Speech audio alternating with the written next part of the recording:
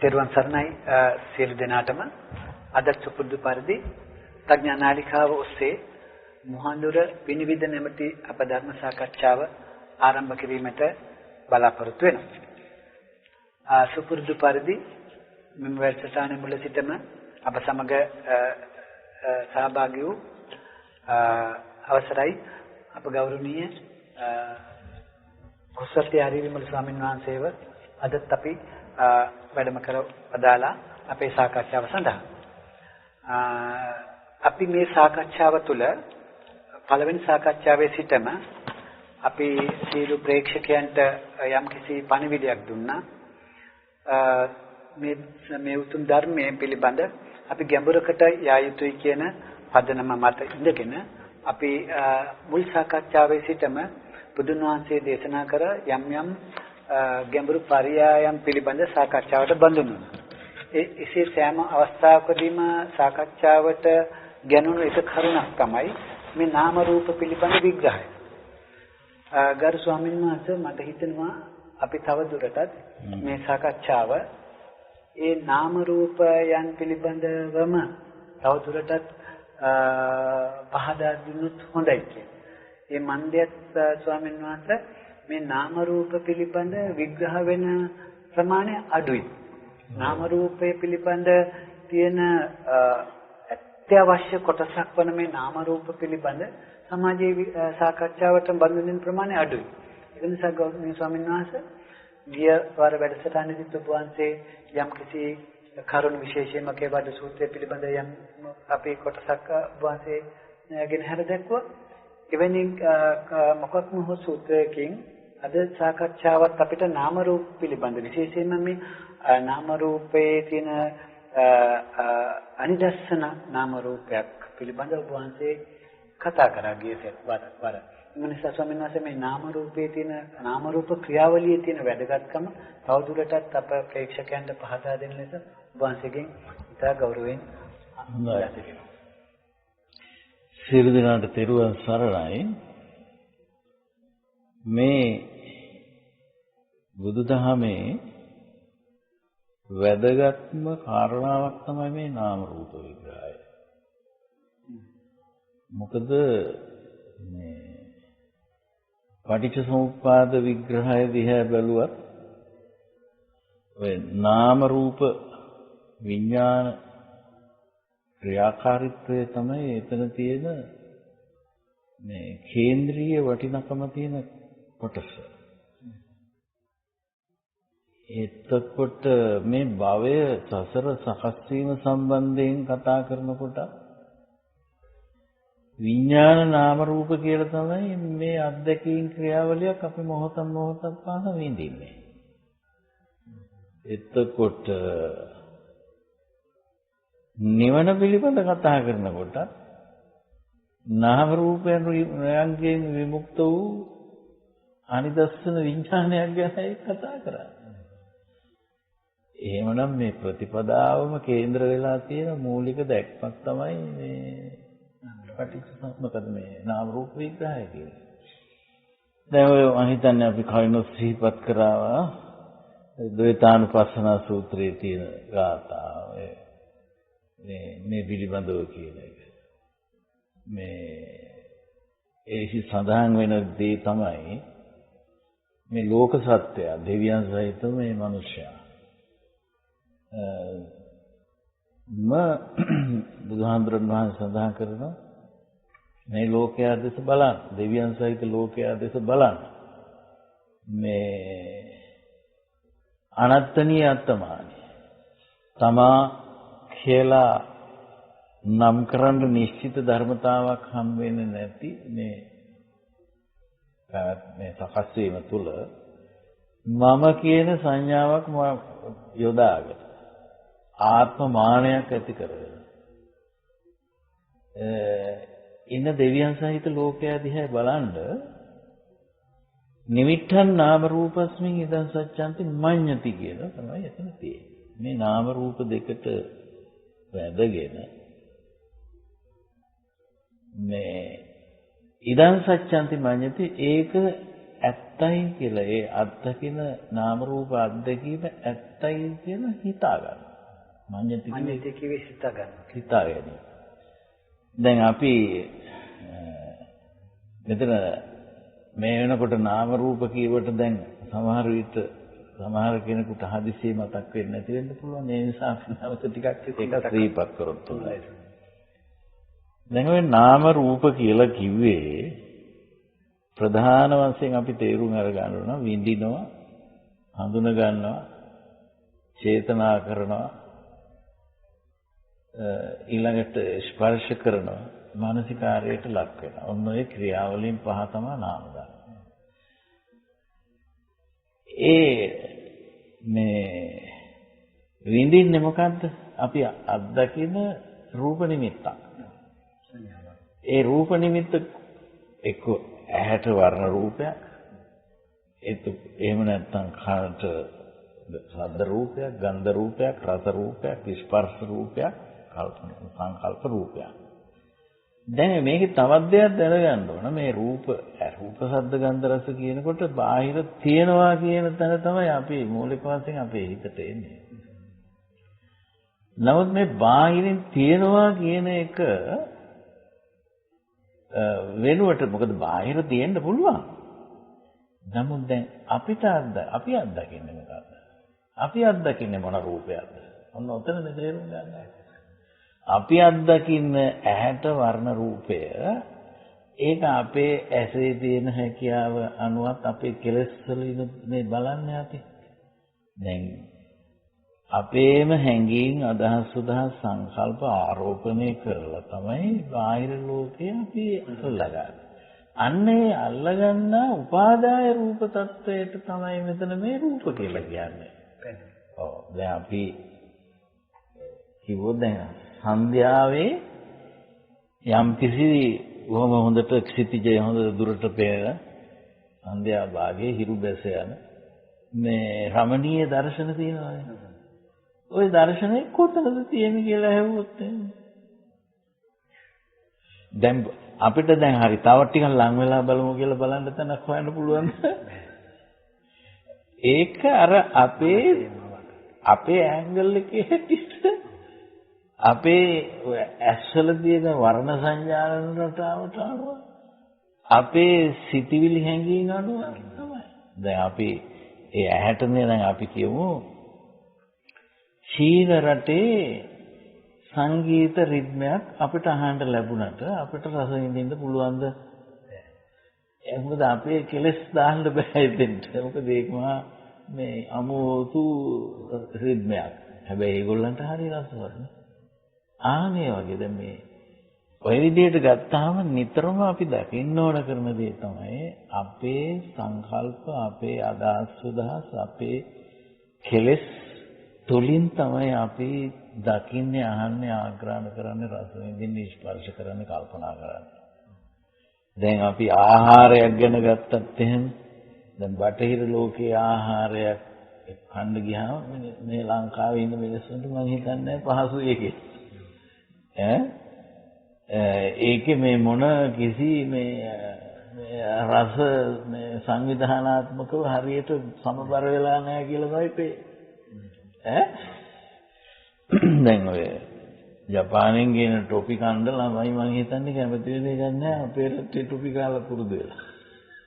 මොකද ඒකේ තියෙනවා නිකන් අමුතු නිකන් මොකක් හරි නොගැලපී අපිට නොගැලපී. මේ හැම දෙයකම තීන්දුව එන්නේ කොහෙද? අපේ මනසනේ. මේ ලෝකයේ මේ සසර සංකල්පනාමය මැවිල්ලකට වඩා දෙයක් නෙමෙයි තියෙන්නේ. නොඑක් දේ තියෙයි සසර කියලා. නමුත් ඒක සසරක් වෙන්නේ කොතෙන්ද? මේ ලෝකයේ දේවල් සංසාරික අත්දැකීමක් වෙන්නේ පුද්ගලයාට. එතනනේ ප්‍රශ්නේ තියෙන්නේ. පුද්ගලයානේ ජරා මරණ දුකටපත් වෙන්නේ. ඊළඟට පුද්ගලයානේ මැරෙනකොට මට මැරෙන්න බෑ මට ඉන්න ඕනේ කියලා හිතාගන්න. පුද්ගලයානේ මැරෙනකොට මේ මං ආස මේ විදිහටයි කියලා ආස නම් හැබැයි කරලා තියෙන කර්ම වල හැටියට ඒ ක්වොලිටි බාල කරලා ඔන්න හම්බ වෙනවා.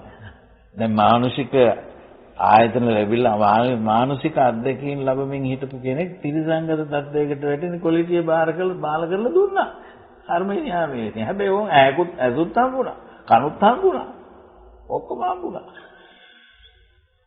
ආන්ගේ වගේනේ මේක. එතකොට මේ ක්‍රියාවලිය හැබැයි ඒ හම්බුණු ගමන් අන්න හරි කියලා පූර්වට බාර ගන්නවා. දැන් බලන්නකෝ ඒ සත්වේම ලස්සනට සතුටින් ක්‍රීඩා කර කර එහෙම ඉන්නේ. තමන්ල අද්දාගේ ලෝකේ ගැන සතුටුලා ඉන්නවා. ඉතින් ඔය මහ වීඩියෝ බලගෙන ගියා. ඔය තුල මේ නාම රූප කතාව තමයි මේ ඒගොල්ලන්ගේ නාම රූපේ ඒ කට්ටියගේ ගැලපෙන්නේ. බ්‍රහ්මයන්ට බ්‍රහ්මයන්ගේ මට්ටමට. ආමාවචර දෙවිවරුන්ට ඒගොල්ලන්ගේ මට්ටමට. නාම රූප අද්දකින් තමයි කියන්නේ. ඒකනේ නිමිත්තන් නාම රූපං. ඉතින් සත්‍යන්ති මඤ්ඤති කියන්නේ. එතකොට මඤ්ඤති යේනෙහි මඤ්ඤති තතෝ තං හෝති අඤ්ඤතා කියලා හේකුත් මෙතන වෙනවනේ. මෙතන මඤ්ඤනා කියන්නේ අපි හිතා ගන්නවා. මේ හොඳයි. මේ හරි නෑ. මේක නරකයි. ඔය ඕන එකක්. ඔය ඔක්කොම අපේ හිතාගෙන ඉන්නවා. මේ හිතා ගැනීම පිළිබඳව යේනෙහි මඤ්ඤති තතෝ තං හෝති අඤ්ඤතා අනේක වෙන විදිහකට යනවානේ. වෙන විදිහකට යනකොට මොකද වෙන්නේ? එහෙම වෙලා බෑ කියලා හිතෙනවා. අඤ්ඤතා එතකොට තතෝ තං හෝති අඤ්ඤතා මේ සංහිතස්ස මුසාව. ඒ නිසා ඔය මඤ්ඤණා කරගන්න එක මුසාවක් කියලා උදාහරණ කරනවා. අමෝස ධම්මං නිබ්බාන. කියන්නේ මුසාවක් නොවන එකම ධර්මයේ වන්නේ නිවනයි කියලා. ඔන්න ඔය විදිහේ ප්‍රශ්නයක් තියෙනවා. දැන් මේක පුද්ගලයාට තේරෙන්න ඕන අපි මේ නාම රූප අද්දකීම් මවන්නේ කියන එක. ඇහිනොත්, කනිනොත්, නැහැිනොත්, දිවෙනොත්, කයනොත්, මනෙනොත්. ඊළඟට අපි මිය ගිහිල්ලා ඊළඟ භවයක උපත ලබනවා කියන එක ගැනත් මට මතකයි අපි ටිකක් කතා කළා මේ චේතනා සූත්‍ර අනුසාරයෙන්. ඒ යංච චේතේති පකප්පේති අනුසේති මේ චේතනා ප්‍රකල්පන අනුසය යම් බවද ඒ අනුව විඥාණය නාම රූපේ පිහිටක් ලබනවා. ඔන්න ඕකයි මේ වෙන්නේ පතිට්ඨා හොති විඥාන. ඉතින් මේ කාරණාව කතා කරනකොට අපි දැන් මේ විඥානයේ කොහෙද පිහිටන්නේ කියන ප්‍රශ්නේ එනවනේ. දැන් අපි පුරුදු වෙලා තියෙනවා ඉතින් අර ද්‍රව්‍ය වස්තුන් විදිහට භෞතික විදිහට අත්දැකීම් පිළිබඳව හිතන නිසා අසවල් දේ අසවල් තැන ආවල් වෙලාවේ තියෙනවා. ඔය කියන විදිහට කතා කරන්න අපි පුරුදු වෙලා තියෙනවා.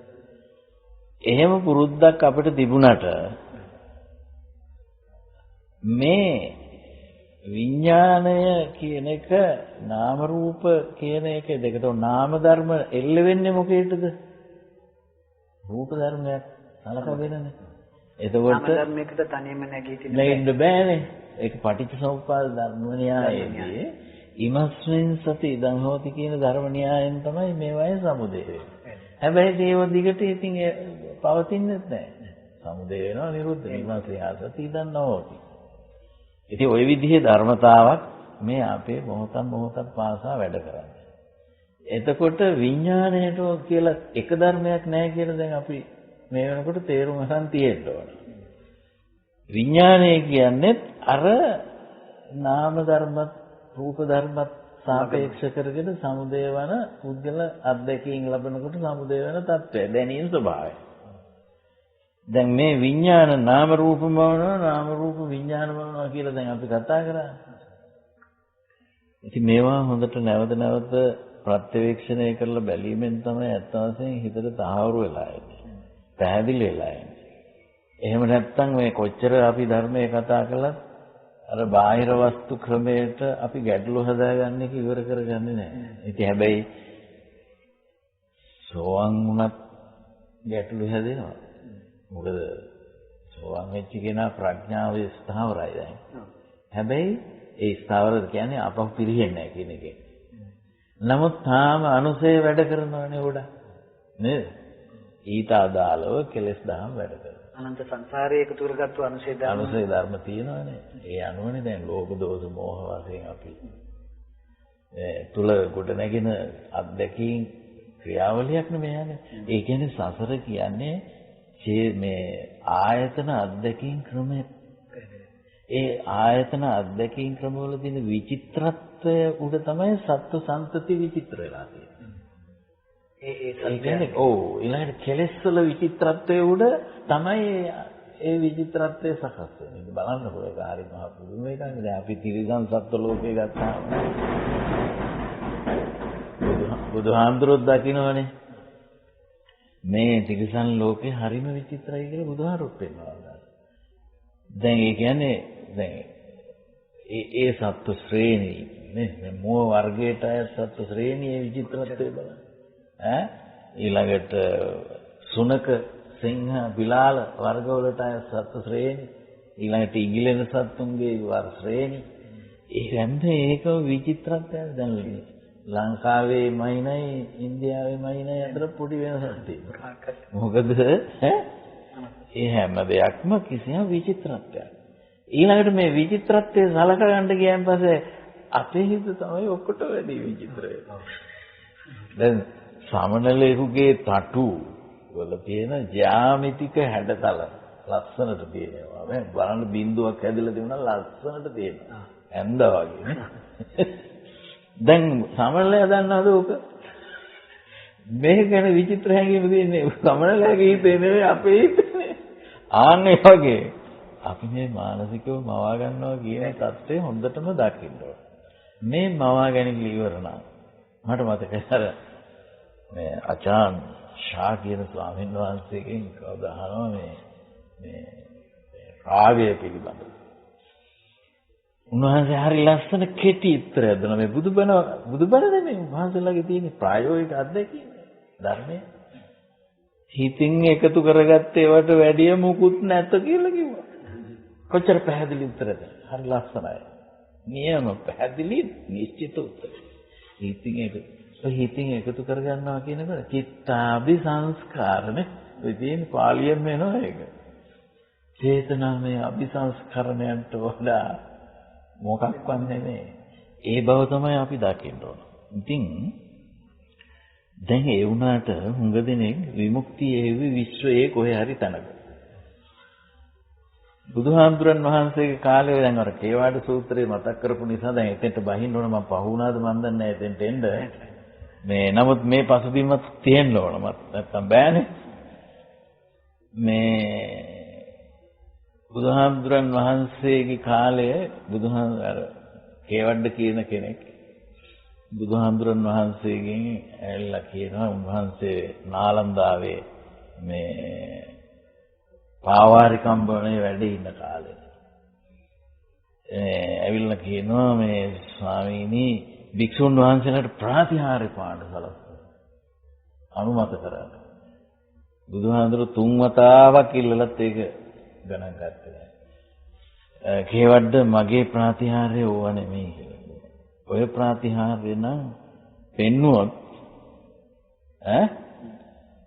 මේ තව මිනිස්සු කියයි මේ ලෝකේ මේ සමාජයේ ඉන්නවා ගන්ධහරී කියලා විද්‍යාකාරයෝ කට්ටියක්. ඒ විද්‍යාකාරින්ටත් ඔය වැඩේ පුළුවන් ඈ. ඒකට මණිකා කියලා තව කට්ටියක් ඉන්නවා ඈ. ඒගොල්ලන්ට අනුන්ගේ හිත කියන්න පුළුවන් ඈ.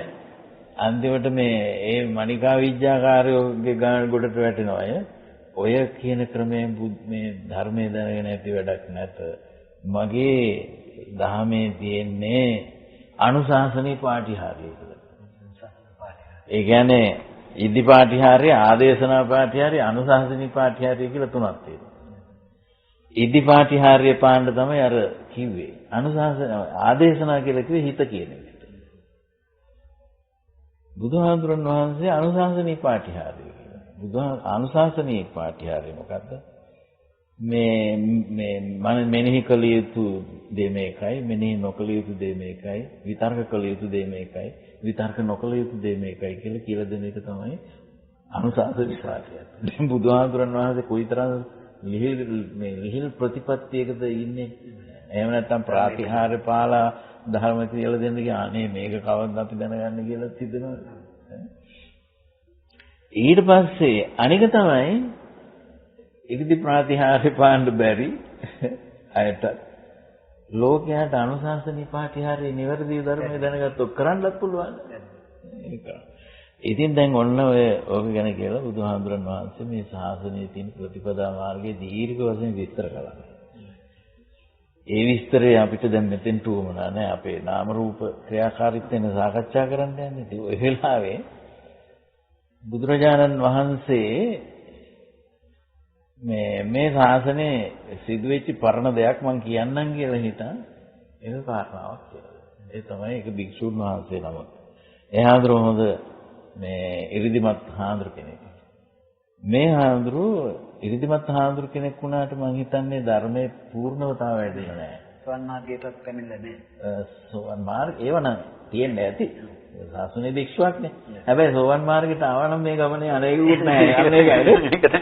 මොකද බුදුරජාණන් වහන්සේ දේශනා කරනවා මේ විදිහේ කුතුහල දනවන දේවල් එන්න බෑ. මහත්ය මතක් කරපු එක හොඳ නැත්තම් මට ඒක මේ සාධාරණීකරණය කරනවා නේද? සෝවන් මාර්ගයට ආපු ඇත්තෙක් නම් මේ මාර්ගයේ තියෙන කරුණ අවබෝධ වෙලා අවබෝධ වෙලානේ ආයේ පටවියාපෝ තේජෝ ආයෝ වෙන දිහාක හොයන්න යන්නේ නැහැ. මටත් අමතකුණා. හොඳයි. දින්දෙන් කොහොම හරි මේ ස්වාමීන් වහන්සේ ගිහිල්ලා චාතුරු මහා රාජික දෙවිවරු එනවා. මොකද්ද ප්‍රශ්නේ? කත්තනකෝ ඉමේ චත්තාරෝ මොකද්ද මේ මහා බුදු මොකද්ද? කෝච පරිවිත් තේජවායනෝ ගහන්නේ. ඔව්. නෑ ඒක නෙමෙයි.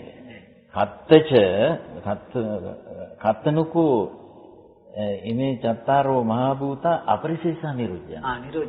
නිරෝධයක් කියන්නේ. ඉතිරි නොකොට මේ සතර මහා භූත රූප නිරුද්ධ වෙන්නේ කොහෙද කියලා දැන් ප්‍රශ්නය.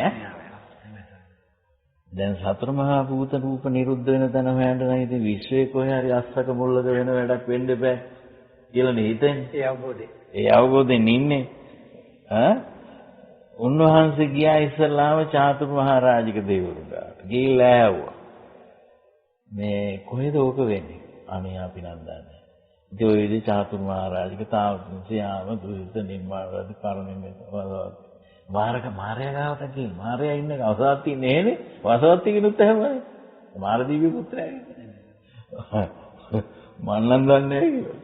එන්නේ දැන් තේරෙන්නේ මාර්යාගෙන් හේතුත් කොහොම හරි ඊට පස්සේ ඔයිට ඉහළින් දිනවා මේ බ්‍රහ්ම ඒකට කියන්නේ බ්‍රහ්ම කායක මහා බ්‍රහ්මයා ගාවට ගිහින් ඒ වෙලාවේ හොඳ ලස්සනට ඒක නාට්‍යකාරයෙන් තියෙන සූත්‍රයේ ඒ කියන්නේ උන්වහන්සේගේ සූත්‍රයේ මේ විදිහට තියෙනවා තියෙනවා තියෙන විදිහ මේ කියන්නේ මේ මහා බ්‍රහ්මයා හිටියේ බ්‍රහ්ම පිරිස පිරිවරායි ඊට පස්සේ මේ හාමුදුරුවෝ ගිහිල්ලා මේ බ්‍රහ්මයාගෙන් මේක අහනවා මොකද්ද කොහෙද මේ සතර මහා භූත රූප නිරෝධ වෙන්නේ ඉතිරි නොකොට නිරුද්ධ වෙන්නේ යදි දැන් පඨවි ධාතු ආපෝ ධාතු කියලා ඒ විදිහට තියෙනවා ඊට පස්සේ මෙයා කියන කවුද මහා බ්‍රහ්ම මම තමයි මේ ලෝකයේ මේකේ නිර්මාතෘ කත්තා නිර්මාතා සජිතා මේ ලෝකේ සාධනය කළේ මම තමයි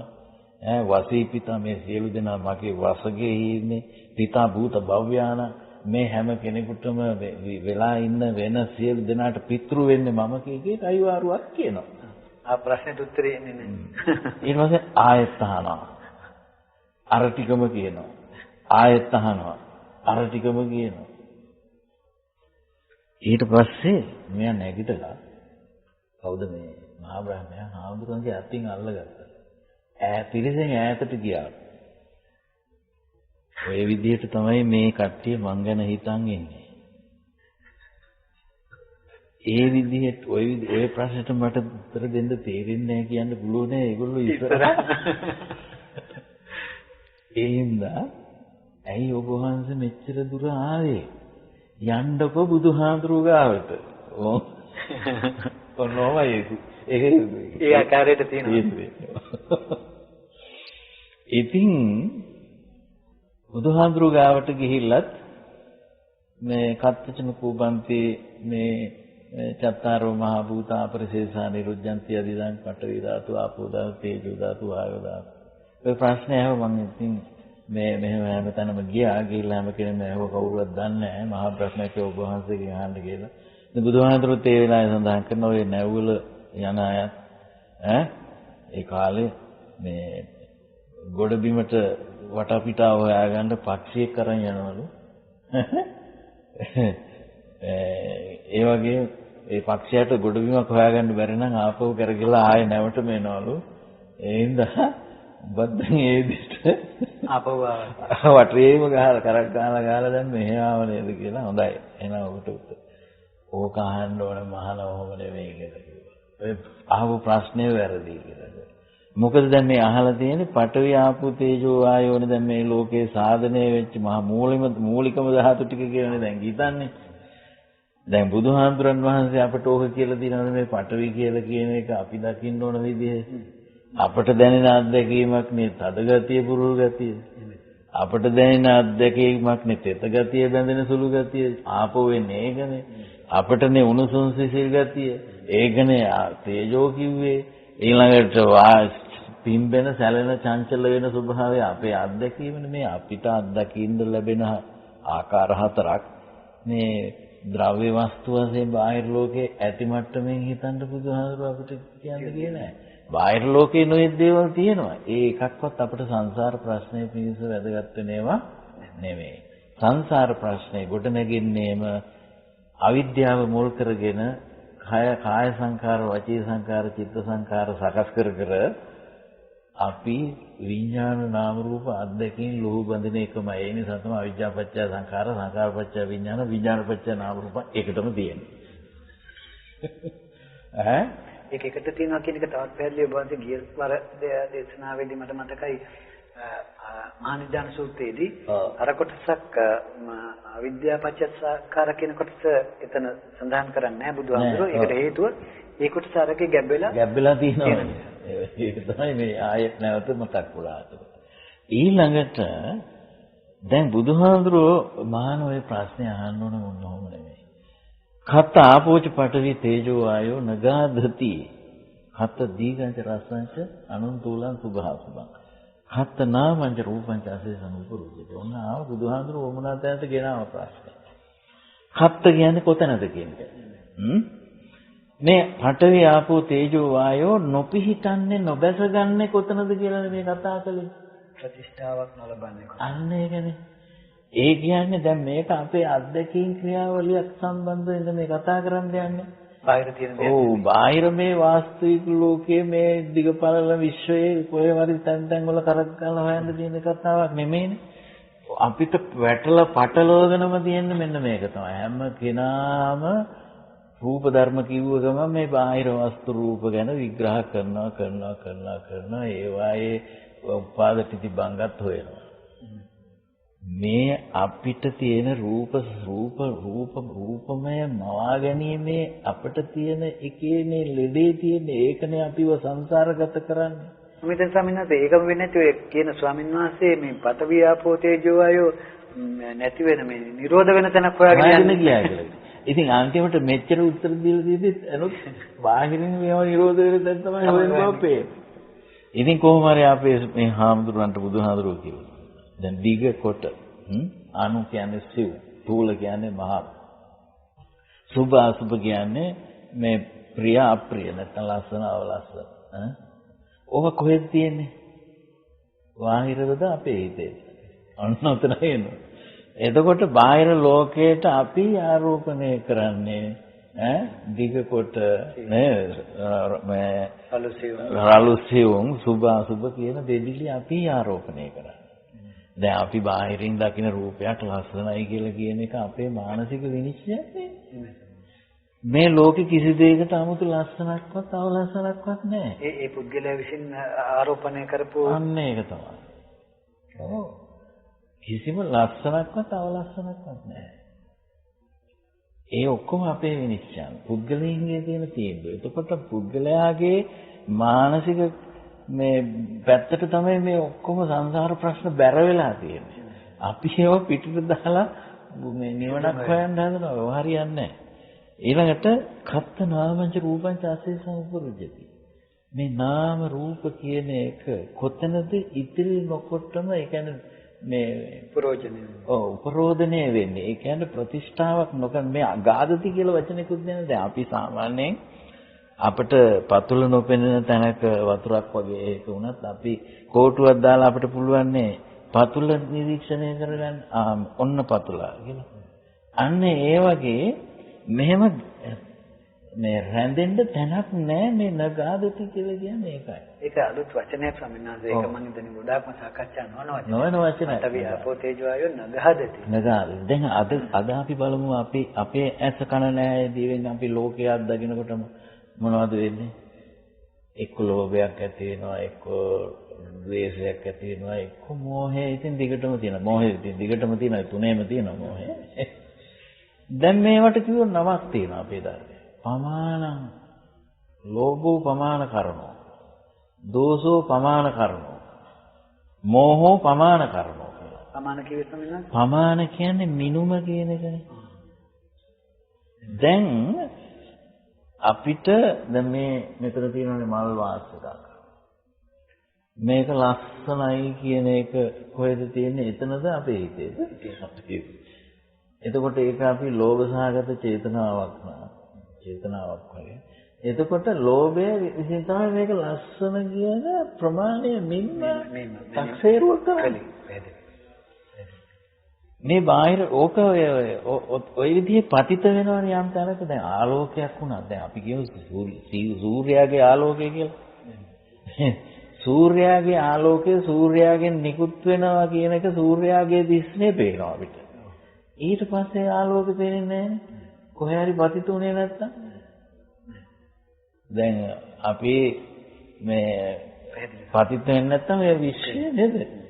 පතිත වුණු ගම අන්න ඒක තමයි ගාදති කියන්නේ. එහෙම අල්ලන්නේ නැහැ තන. එහෙම නගාදති වෙන්න ඕන අපිට. එතකොට අපි තමයි මේ අත්දැකීම් වලට ලෝභ දෝෂ මොහ අර බුදුහාමුදුරන් වහන්සේ වදාරන්නේ මේ අංගුත්තර නිකායේ සංකප්ප රාගෝ පුරිසස්ස කාමෝ නේතේ කාමායානි චිත්‍රානි ලෝකේ. මේ විචිත්‍රා වූ ලෝකය කාමය නෙමෙයි.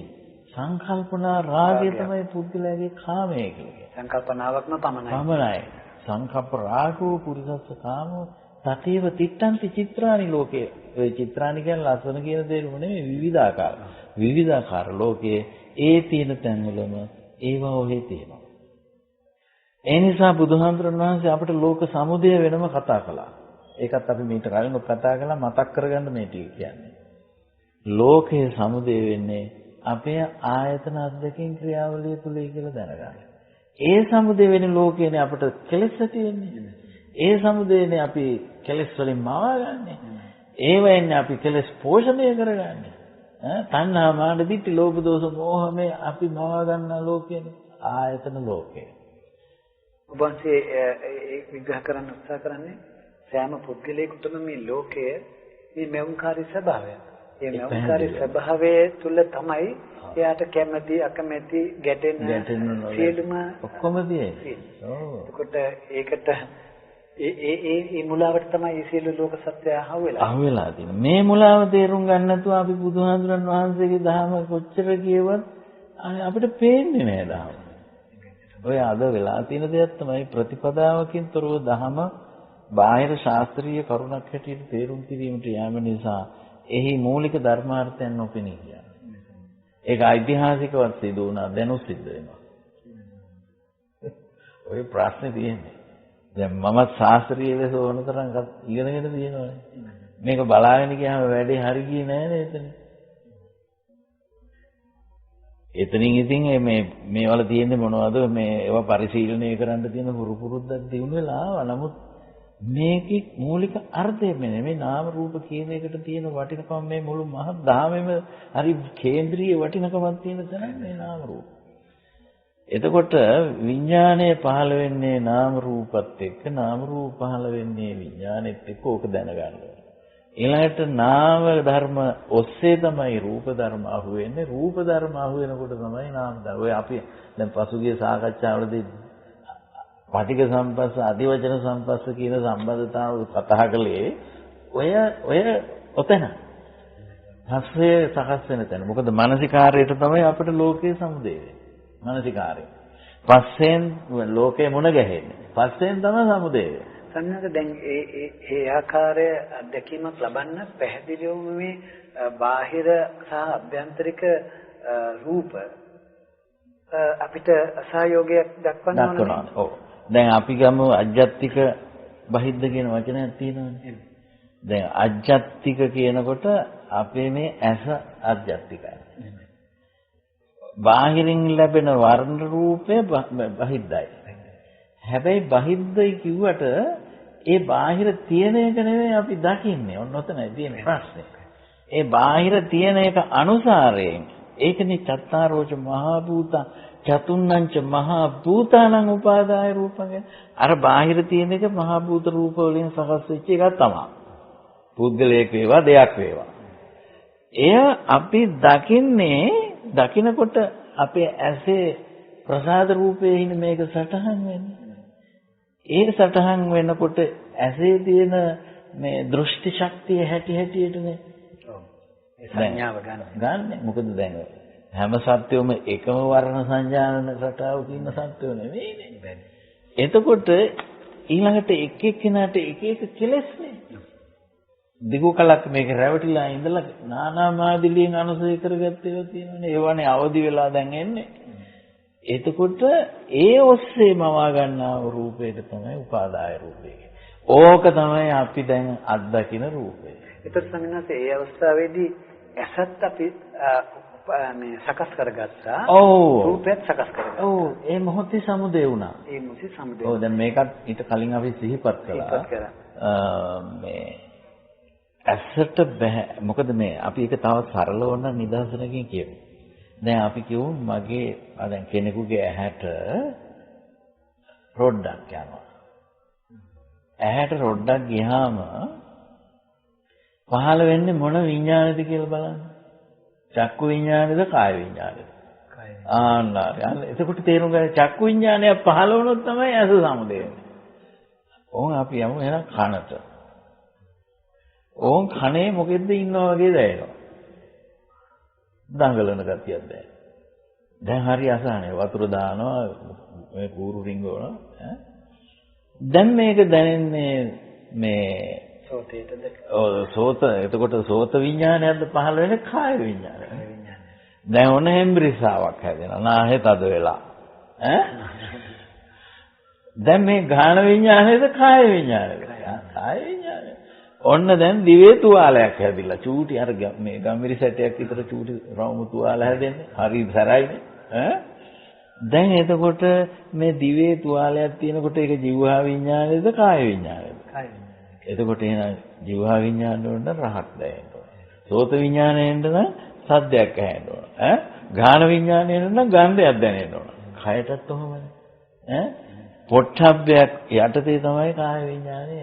හැබැයි ඉතින් අපි කයෙන් වැඩියෙන් අර අල්ලන මොකද දැන් උදේ හැරි දැන් නිදාගෙන ඉන්නකොට කය තියෙන බව දන්නවා නිින්ද කියලා. හොඳටම නිින්ද කියලා. හීන දකින්නේ නැද්ද?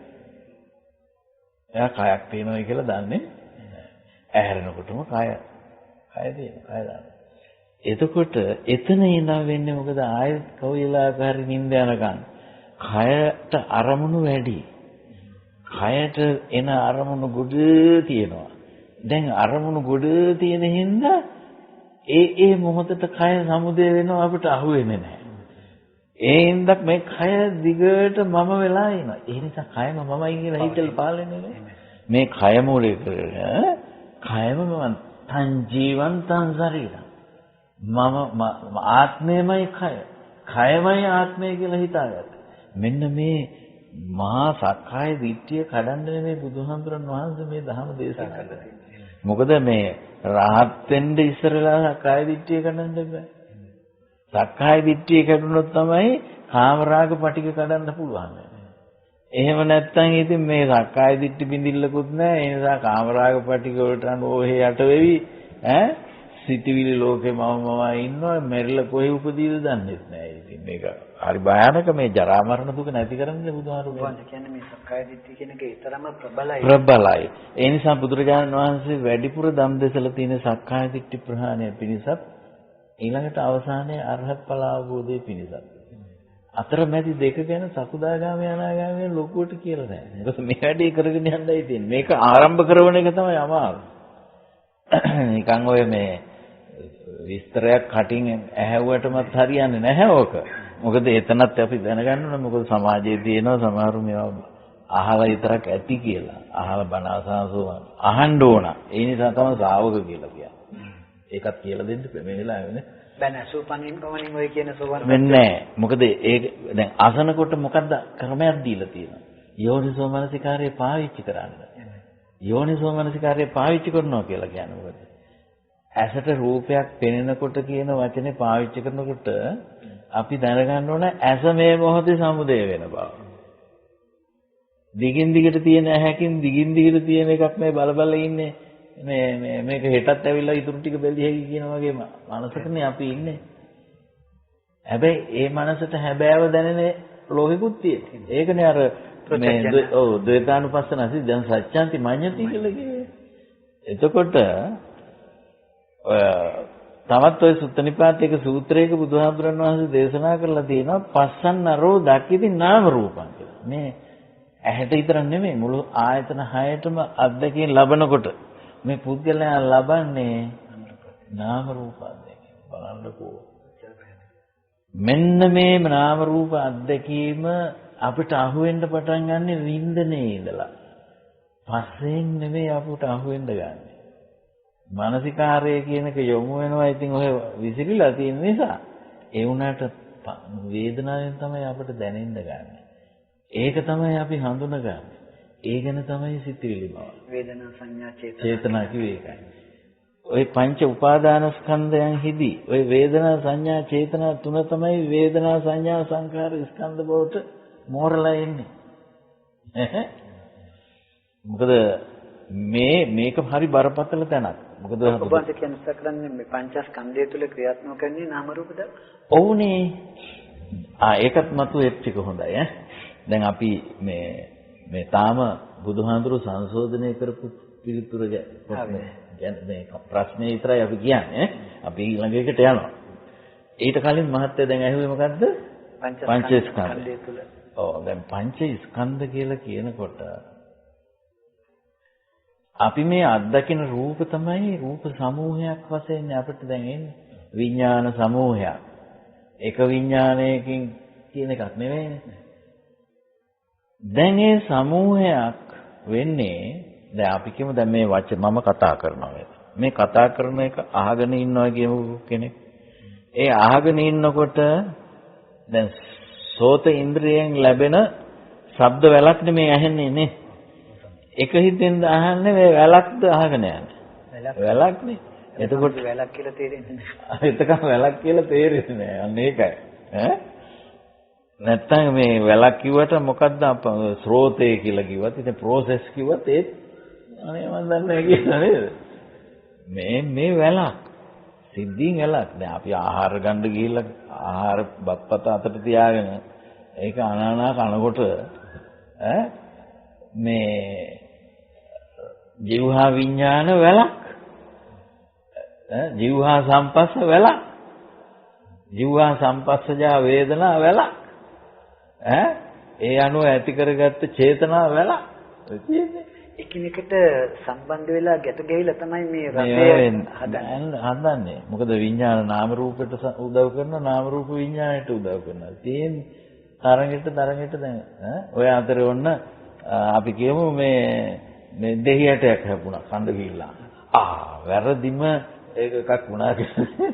එතකොට ඔය තියෙන හැප්පෙන තැන ඔය වගේ හැප්පෙන තැනක් අහු වුණාම තමයි මේක තේරෙන්නේ. ඉතින් මේ සිත් ප්‍රවාහය අල්ලගෙන සිත් ප්‍රවාහය ඔස්සේ තමයි මම වැවෙන්නේ.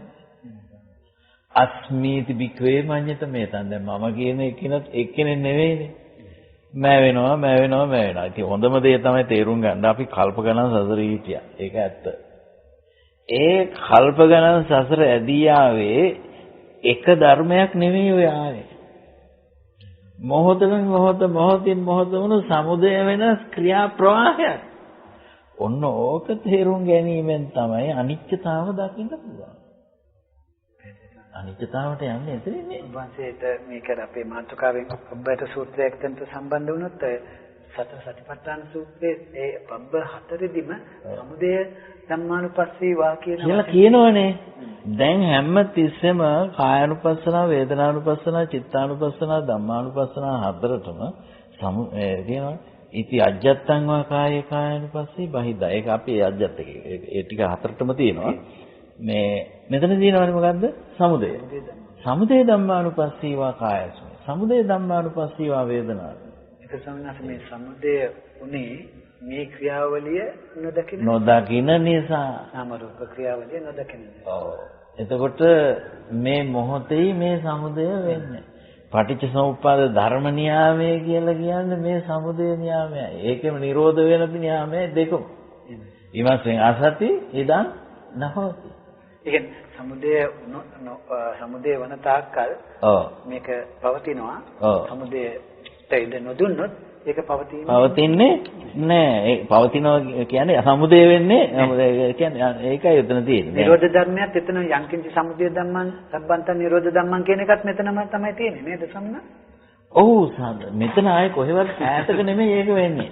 යංකින්ච සමුදය ධම්මං සම්බන්තං නිරෝධ ධම්මං කියන්නේ සමුදය වෙලා කල්ප ගණන් ගිහින් නිරෝධ වෙන එකක් නෙමෙයි. ඕක තමයි අපි හොඳටම තේරුම් අරගන්න ඕන කරන වැදගත්ම දේ.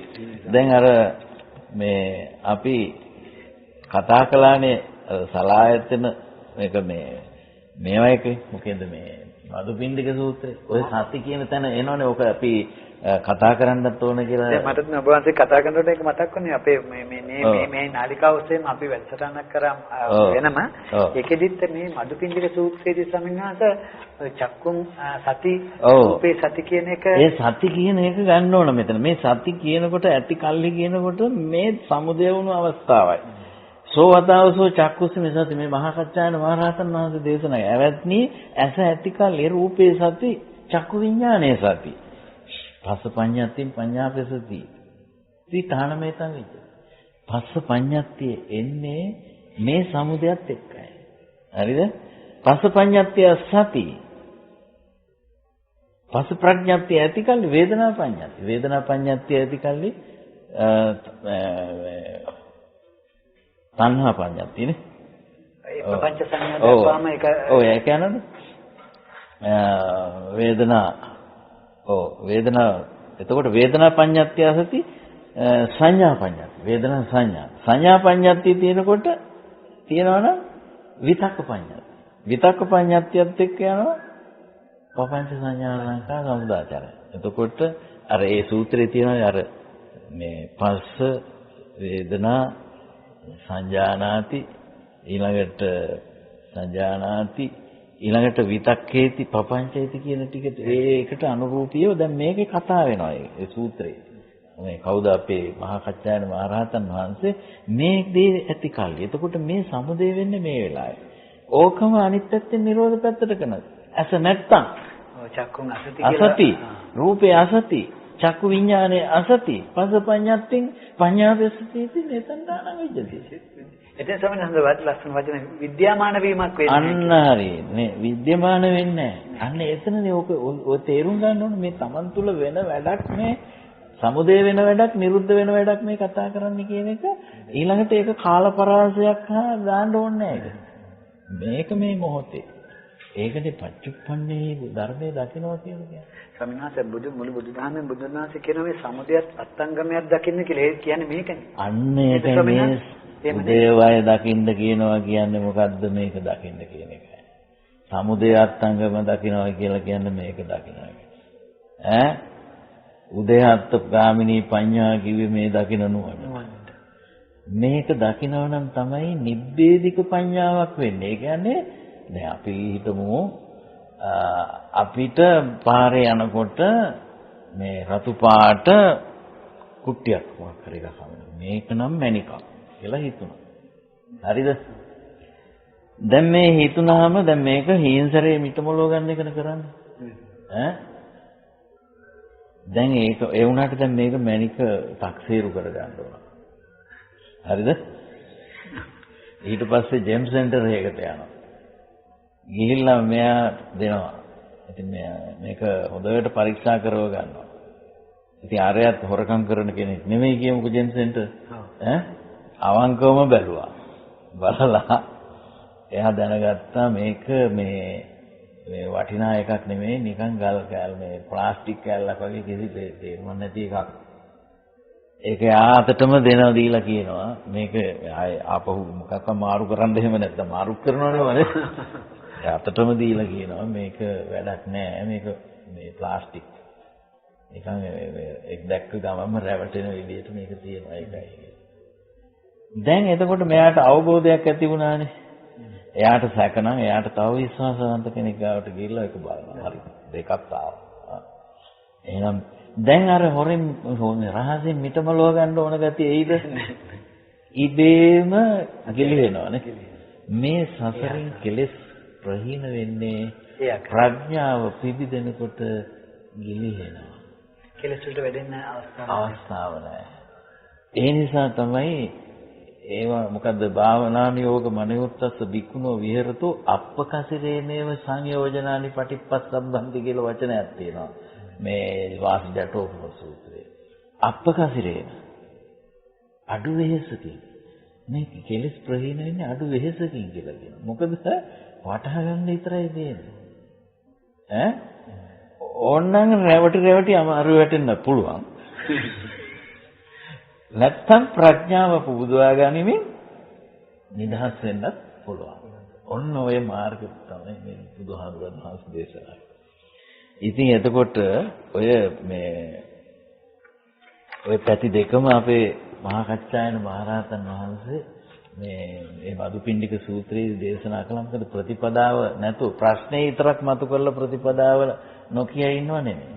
දැන් අත් වශයෙන් දැන් අපිත් මේ ප්‍රශ්නේ ටිකක් වැඩියෙන් සාකච්ඡා කරනවා. මොකද හේතුව දැන් අපි හිතාගෙන ඉන්න තාලවල වල තියෙන දුර්වලතාවල් නිසා මේක නිරවුල් කරගන්න අපිට මේක ගොඩක් කතා කරන්න. ඊට පස්සේ ඉතින් මේ පුළුවන් අපිට තව ඊළඟ එකේදී වුණා මෙතනදී අපි ප්‍රතිපදා මාර්ගයක් වශයෙන් කොහොමද මේක ප්‍රායෝගිකව පුරුදු පුහුණු කරන්නේ? හරි. දැන් ඔය ටික ඇති දැන් අපි ඒ පැති පැහැදිලි වෙන්න ඕන නිසා දැන් මේ අපි යන්න වෙනවනේ කේවඩ සූත්‍රයට. කේවඩ සූත්‍රයේදී මේ උපරෝධනය කියන වචනේ තමයි කත්ත නාමංච රූපංච අසවිසං උපරෝධය. ඉතිරි නොකොටම මේ නාම රූප උපරෝධනය වෙනවා. උපරෝධනය කියලා කියන්නේ නාම රූප පිහිටන්න, ඒ කියන්නේ විඥාණයට පිහිටන්න නාම රූප මතුවීමක් වෙන්නේ නැත්තේ කොතනද? මොකද අර ප්‍රතිපදා මාර්ගයේ වැඩෙන කෙනෙකුට මේ නාම රූප අල්ලිල්ල උඩ තමයි මේ ඔක්කොම තියෙන්නේ. ඒවා උපාදාන වීමෙන් තමයි තණ්හා උපාදාන වීමෙන් තමයි අපි ලෝකයක් ගොඩනගන්නේ කියන එක දැනගත්ත එක්කෙනා ඒවා පිළිබඳව අන්න විදර්ශනා මාර්ගයේ වඩන්න පටන් ගන්නවා. ඒ වඩන එක්කෙනා නිබ්බේධික ප්‍රඥාව තමයි මේ වැඩෙන්නේ. නිබ්බිදා නිබ්බින්දං විරජ්‍යති විරාගා විමුච්ඡති විමුක්තස්සේ විමුක්තමිති ඥානං හොති කියලා කිව්වේ මේ නිබ්බිදාෙන් මාර්ගයේ වැඩෙන විදිහ. එතකොට ඒ කාර්යය කරනවා නම් එතකොට මොනවාද මේ මෙතනදී මේ පඨවි ආපෝ තේජෝ වායෝ වල නොපිට මේ මොකද්ද වෙන්නේ මෙතන? පඨවි ආපෝ මේ ලෝමේ විශ්වයේ තියෙන දේවල් හොය යන එක නෙමෙයි. මොකද පඨවි ආපෝ තේජෝ වායෝ කියන ක්‍රියාකාරීත්වය හතර ඇසුරෙන් අල්ලාගත්ත උපාදාය රූපයක් අපි අපේ මනසේ මවා ගන්න. අන්න ඒ රූප උපාදානයට පිහිටක් නැත්නම් විඥානයත් එහි පිහිටන්නේ නැහැ. සමිනාසයද ගිය සතිය දිගින් දිගටම අපිට කියන්න උත්සාහ කරා නාම රූපේන්තර විඥානයකුත් විඥානේන්තර නාම රූපේකුත් මේක අර බටකොටු මිටි දෙකකුත් සූත්‍රයක් ගැන හර දක්වමින් ඒ කියන්නේ බොන්සේ කියන්නේ දැන් මේ නාම රූපයන්ගේ ප්‍රයෝජනයක් නොවෙන්න නම් මේ පඨවි ආපෝ තේජෝ වලට ප්‍රතිෂ්ඨාවක් ලැබෙන්නේ නැති දාකල් නාම රූපයන්ට පිටසිතීමක් වෙන්නේ නැහැ. නැහැ කියන එක. දැන් අපි උතන තියෙන විඥානය ගැන විදිහට කියන්නේ අපි බලමු බුදුහාමුදුරන් වහන්සේ ප්‍රශ්නේ දැන් නිරව කරපු හැටිනේ දැන් අපි කතා කරලා. ඕක ওই විදිහට අහලා හරියන්නේ නැහැ. අපි අර පිහිටනවා කියන එකත් කතා කරලා අර ආලෝකයේ ආශ්‍රයෙන්ත් අපි නිදර්ශනය කළානේ දැන්. ආලෝකය පතිත වෙනකන් ආලෝකය පෙනෙන්නේ නැහැ වගේ.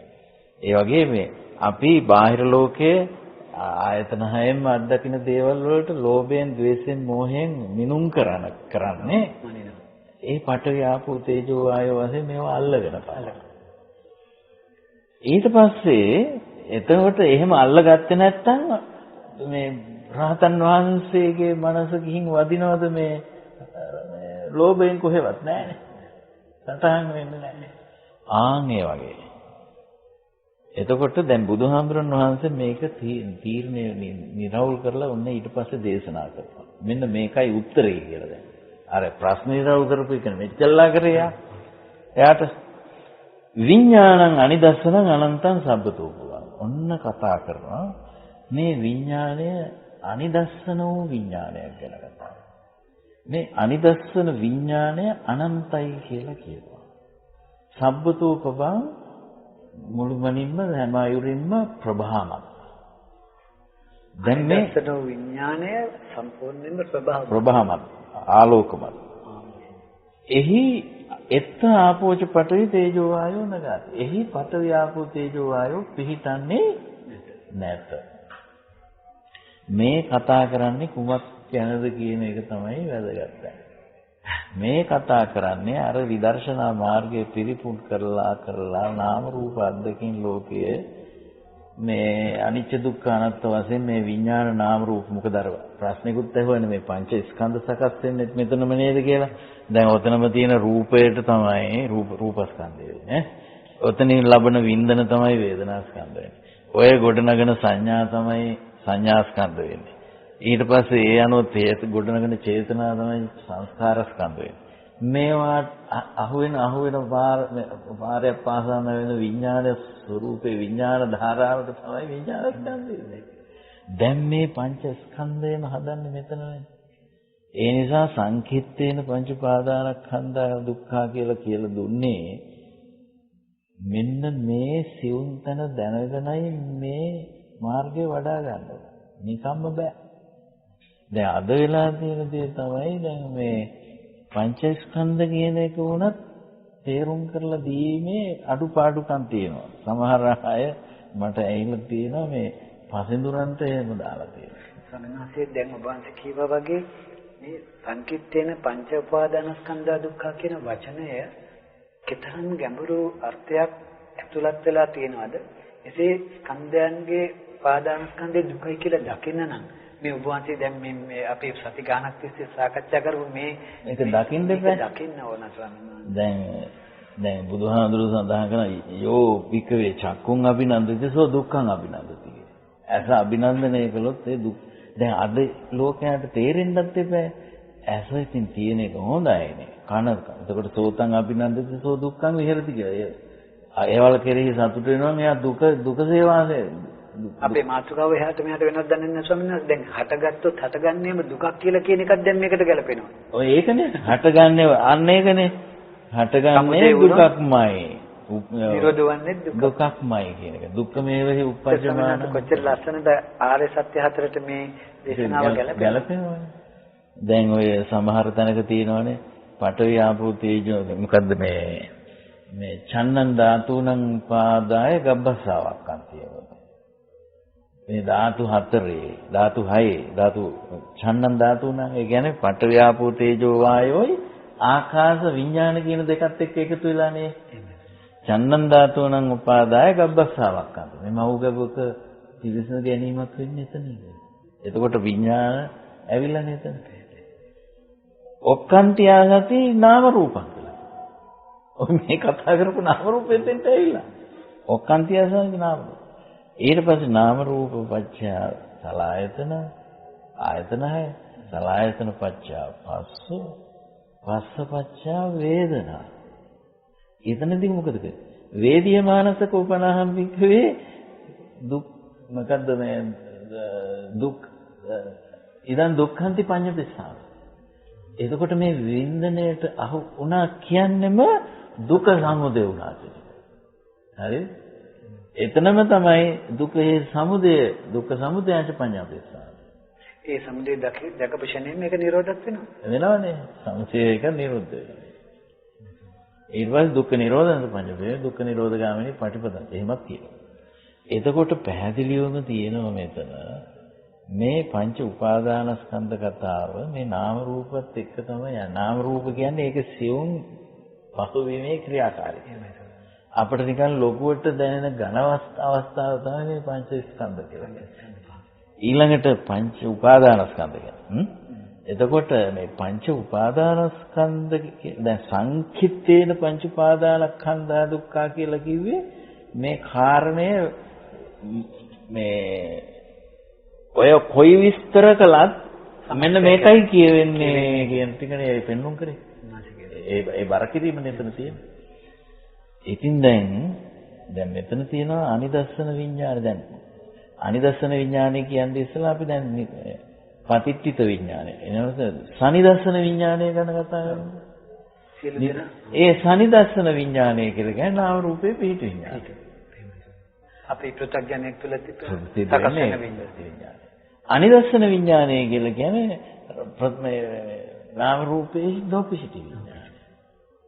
එතකොට දැන් මෙතන මේ පඨවි ආපෝ තේජෝ ආයෝ කතාවක් කියනවා නම් ඒ කියන්නේ අර උපාදාය වශයෙන් අල්ලගත්ත රූප ධර්මයන් පිළිබඳව බව මතක තියාගන්න ඕනේ. එහෙම නැත්නම් තවත් අවුල් කරගන්න. එතකොට විඥානං අනිදස්සනං අනන්තං සබ්බතෝපබං කියලා කියනකොට මේ අනිදර්ශන විඥානය රහතන් වහන්සේගේ අරහත් ඵල විඥානය. මේ අරහත් ඵල මේ සමාපත්තිය මේ කියන්නේ. අරහත් ඵල සමාපත්තියේදී ඒක අනන්තයි කියලා කියන්නේ කිසිම ඒ කියන්නේ කිසි තැනක රැඳෙන්නේ නැහැ කියන එකයි. පඨවි ආපෝ තේජෝ වායෝ වල නෙවෙයි රැඳෙන්න ඕන. ගාදති වෙන්න තැනක් එපා. කිසි තැනක ගාදති වෙන්නේ නැත්නම් අර බුදුහාරෝ සංශෝධනය කරා. ඒ තමයි අනන්ත කියලා කියන්නේ. එතකොට එත් ආපෝච පඨවි තේජෝ වායෝ නගාදති. අනන්ත වූ විඥානයේ පඨවි ආපෝ තේජෝ වායෝ බසගන්නේ නැහැ. එතකොට එහෙනම් එතන එත් දීගංච රස්සංච අනුන්තූලං සුම දීග කොට මේ සුභ අසුභ සියුම් රළු කතන්දර මොනවාක්වත් වෙන්නේ නැහැ. එත් නාමංච රූපංච අසේසං උපවිජ්ජති.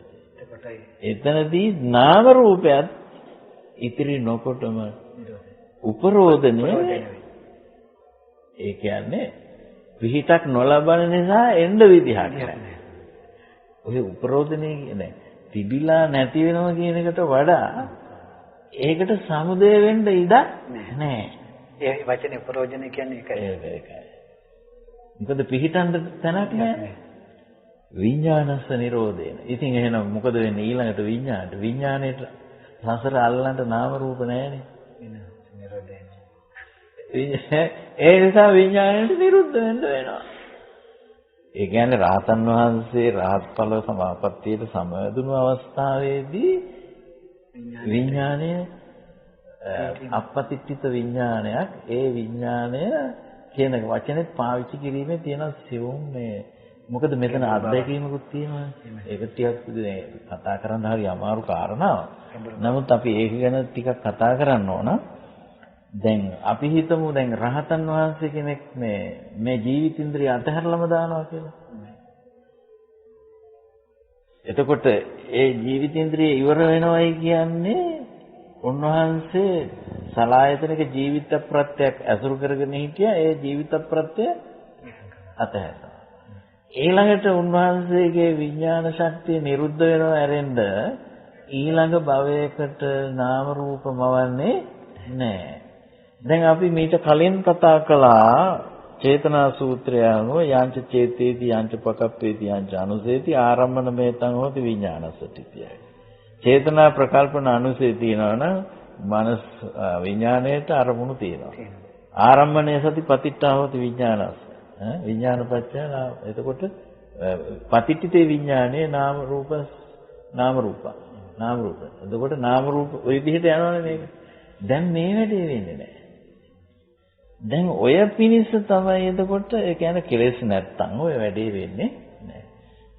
නමුත් එහෙම ඔබ වහන්සේම කොහොමසර ලෝකීවට ඒ වෙලේ නොවෙන්න ඔය කියන විඥාන වේ තත්ත්වයට පත් කර ගැනීම කතරම් සියුම්ව ප්‍රඥාවෙන් දකිය යුතු ඔව් ප්‍රඥාවෙන් දැකලා කටයුතු කිරීමෙන්ම තමයි මේක එන්නේ. ඉතින් මං හිතන්නේ දැන් අපි හිතමු මේක තව ටිකක් එලි කරගන්න තව පැහැදිලි කරගන්න ඕන. දැන් සෝතාපන්න කෙනෙකුගේ දහම් ඇස හැටියට පෙන්නලා දෙනවා යම් කිංචි සමුදය ධම්ම සම්බන්තං නිරෝධ ධම්ම. යම් කිසිවක් සමුදය ස්වභාව කොට ඇත්තේද ඒ හැම ධර්මයක්ම නිරෝධ ස්වභාව කොට ඇත්තේ. එතකොට නිරෝධ වෙච්ච දේවල් සමුදය නිරෝධ වුණා මිසක් අලුතෙන් සමුදය නොෙන්ද මේකේ ප්‍රඥාවක් තියෙන්න බෑ. ඉතින් අපි ගත්තොත් දැන් විසාකා මහ උපාසිකාව ගත්තාම අවුරුදු 7 දැරියක් හැටියට මේකනේ තේරුම් ගන්න තියෙන්නේ. එහෙම නැත්නම් එයාට සෝවාන් වෙන්න බෑනේ. එතකොට මේ දැන් මේ ගිහි පින්වතුන් පින්වතියන් මේ බණ අහනවානේ. මේ සාකච්ඡාව අහනවානේ ධර්මය දැනගන්න එපා ඒගොල්ලෝ. දැන් එතකොට විසාකා මහ උපාසිකාව යුග ජීවිතයකට පාතපුව තරුණියක් හැටියට දරුවන් ලැබුවා. මිගාර සිටුතුමා කියන්නේ එයාගේ මාමන්. එයාගේ ස්වාමීන් වහන්සේගේ එයා හරි ගෞරවයෙන් මේ යේලිට සලකන්නේ. මිගාර මාතා කියලා නමකුත් දැම්මා. වැටුණා. මිගාර සිටුතුමාගේ මාමණ්ඩියගේ මව හැටියට ලේවිය හැදින්නේ. ඒ තරම් ශ්‍රේෂ්ඨත්වය. මොකද ඒ අයට ධර්මය ලැබුණේ එතන. ඒ අය බොහොම ශ්‍රේෂ්ඨත්වයෙන් සැලකුවා. ඒ කියන්නේ ධර්මයේ පිරිහිලා නෙමෙයි විවාහයට ගියේ. එතකොට එතුමියා මම මේ කියන්න යන හේතුවක් තියෙනවා. මොකද දැන් සමාජයේට මෙච්චර දේවල් ගැන අපි ඉතින් කොහොමද ඔච්චර නාම රූප වලින් බේරි අධෛර්යමත් වෙනවනේ. මොකද 100%ක්ම මේක ඉවරම වෙන්නේ රහතන් වහන්සේට. අපි හොඳට මතක තියාගන්න ඕන කරන දෙයක් තමයි ගෘහස්ත කාමභෝගී ජීවිතය ගත කරන කෙනෙකුට සෝතාපට්ටි ඵලය සකෘදාගාමි ඵලය කාමභෝගී ගෘහස්ත තත්වයේදීම වළංගුයි. ඊළඟට කාමභෝගී තත්වයේ ඉක්මව ගන්න පුළුවන් නම් ගිහි මට්ටමේදී අනාගාමී තත්වයට වළංගුයි. ඒ තරම් කාලේ හැම වෙච්ච එතකොට ඒ තරම් ගෘහස්ත ජීවිතයට ශාසනයට අවතීර්ණ වෙන්න ඉඩක් තියෙන දෙයක්. දැන් මට පේන හැටියට මෙහෙම දෙයක් තියෙනවා මේ අද අපි කතා කරනකොට මේ දෙකේ ගැළපී සිටීම කතා කරන අඩුයි. ඒ ගැළපී සිටීම කතා කරන්නේ නැති නිසා ඒකේ අඩුවක් නිසා බොහෝ දෙනෙකුට මේ හිතනවා දැන් මේවා ටිකක් ගිහි ජීවිත ගත කරන අයත් දැන් ධර්ම මාර්ගයට යන්න ඕනේ කියලා ඉතින් හිතනවනේ. මම දැන් ඔය ඔක්කොම අතහැරලා තියෙන්නේ කී අර ව්‍යවහාරික ජීවිතයේ යුතුයකම් වගේ කොටසත් පැහැරෙන ආරවුල් නැති වෙන මට්ටමට යනවනේ සමහරව. ඒ වෙන්නේ හේතුව මොකද? මේක තේරුම් අරගන්න නැති නිසා. ඊළඟට බුදුහාමුදුරන් වහන්සේ ওই ගෘහස්ත ජීවිතය ගැන කතා කරනකොට දැන් අපි කතා කරන ප්‍රකට සූත්‍රයන්නේ සිගාලෝවාද සූත්‍රය. ඒ සිගාලෝවාද සූත්‍රය කියන එකේදී බුදුහාමුදුරන් වහන්සේ පෙන්වා වදාළේ ආර්ය ශ්‍රාවක ගෘහස්තයෙකුගේ ව්‍යවහාරික දීපවත පුද්ගල සම්බන්ධතා ක්‍රම 6 කොහොමද ක්‍රියාත්මක වෙන්නේ කියලා. ඒක කතංච ගාපති පුත්ත අරියසාව කියන වචනේ බුදුහාමුදුරුවෝ අයින් කළේ නැහැ. ඒක අත්‍යවශ්‍යයි. ඉතින් ඔන්න ඔය විදිහේ ස්වභාවයක් මේ නාම රූප කතාවත් එක්ක අපි මේ සම්බන්ධ කරගන්න වෙනවා. ඒකට ඒ පැත්තත් ටිකක් මේ වෙලාවේ සිහිපත් කළේ ඒකටයි. දැන් අපි නිදර්ශනයකට කියනවා නම් මේ නාම රූප විභාගය දන්න කෙනෙක් මේ ලෝකයේ තියෙන මේ පංචකාම ගුණය භුක්ති විඳිනවා. හැබැයි අපාය ගමනීය පාපයකට බලගතු කරගන්නේ ඒක ආසාව. එක් ස්වාමීන් වහන්සේ ඇත්තටම දැන් අපි දැන් මාව උපමාවකට ගත්තත් අපේ මූලිකම ටාගට් එකේම නැත්තම් මූලිකම දේ වියුත්තේ මෙන්න මේ தത്വයටවත් අවම වශයෙන් ඇතුළත් වෙන නිසා නැත්නම් අපි මේ ගමන බුවන්සේ කියන හැටියට අපායගාමී වූ තිරිසන් යෝනියකට යෑම වැළකෙනවා. ඒක අවම අවශ්‍යතාව මේකවත් වෙන්න බෑ. මොකද හේතුව අපේ ධර්මයේ තියෙනවා මේ මරණයේ ස්වභාව දෙකක්. හානගාමී මරණය, විශේෂගාමී මරණය. දැන් ඉතින් හානගාමී මරණය කියන්නේ පල්ලෙහාට වැටෙන මරණය. ඒක ඉතින් බහුලව තියෙන ඕන තරම් ඒ වගේ නිදසුන් අනන්තය අප්‍රමාණ. විශේෂගාමී මරණය කියන්නේ එයා ආයේ උපදිනව තව රහත් වෙලා නැහැ. නමුත් දැන් මේ මාර්ගයට අවතීර්ණ වෙලා එයා දුගතියට යන්නේ සුගතියකට යන්නේ. එතන තව ඉදිරියටත් ඒකේ මාර්ගයම ඉදිරියට තව අල්ලා හිටිනවා මිසක්. ඉදිරියට දිගින් දිගට මාර්ගයම පෝෂණය වෙනවා මිසක් මේ එයා ආපස්සට එන්නේ නැහැ. ඔන්න ඔය නියත සම්බෝධි පරායන කියන වචනේ පාවිච්චි කරන්නේ ඒ හින්දා තමයි. ස්ථිර ලෙසම නිවන පැත්තට යොමු.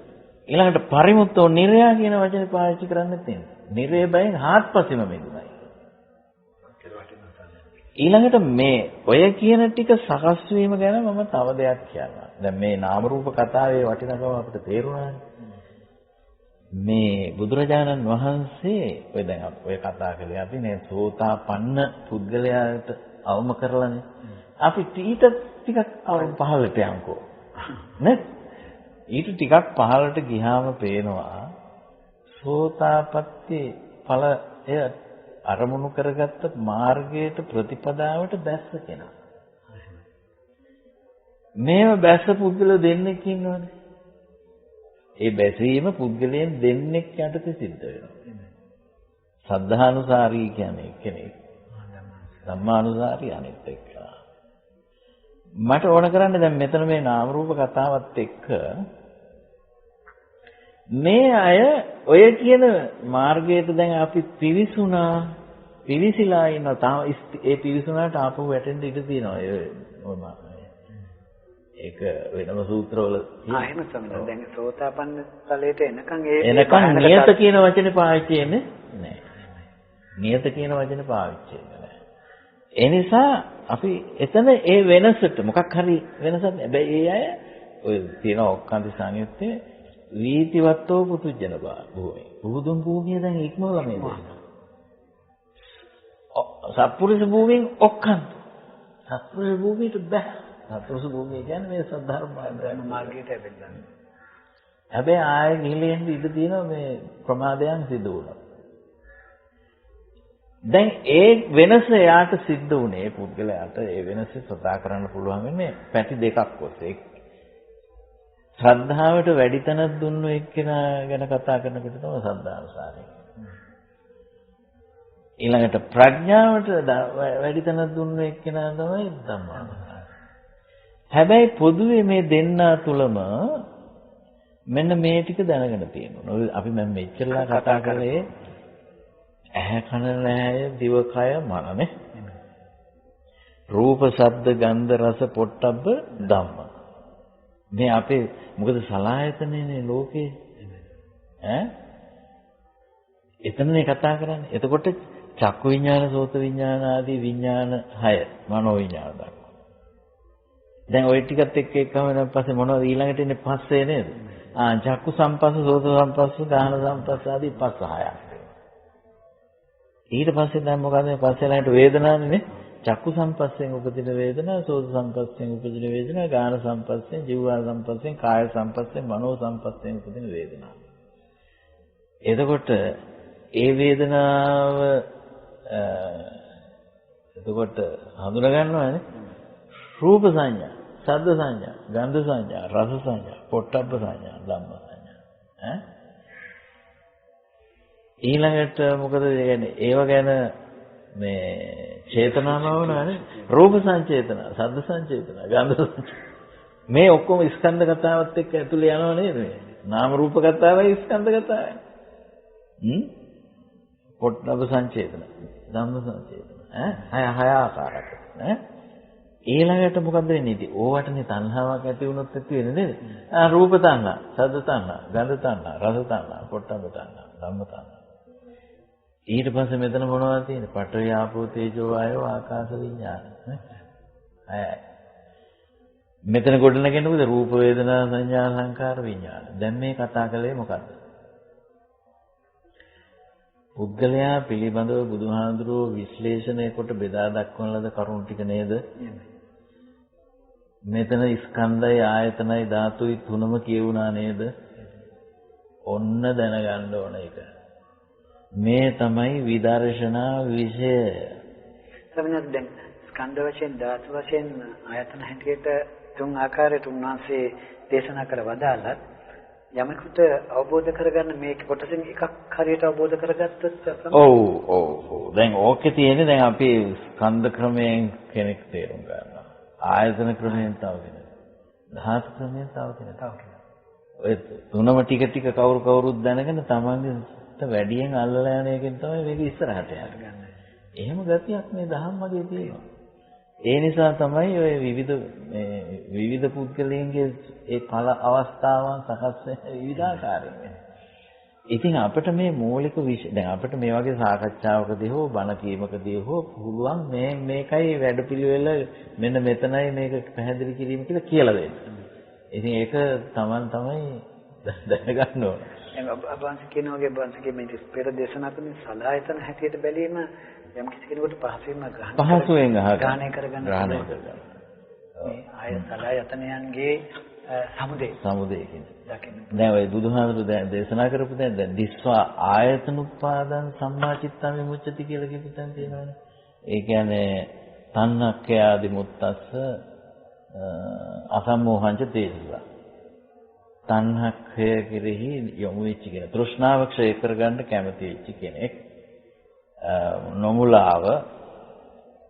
නොමුලා වූ සිතකින් දකින්නවලු දිස්වා ආයතන උප්පාද. මේ ආයතනයන්ගේ උප්පාදේ දකින්නවලු. ඒ කියන්නේ සමුදය. සම්මාචිත්තම් විමුක්තිය. එහෙම දැකලා මනමින් සිත විමුක්ත වෙනවා. ඒක ඕක පාද හතරම කියනකොට ටක් ගාලා වෙනවා වගේ නෙවෙයි. නේද? නමුත් දැන් මේකේ තියෙනවනේ දැන් අපි දකින්න ඕන ආයතන උපාදේ කොතනද සිද්ධ වෙන්නේ කියලා.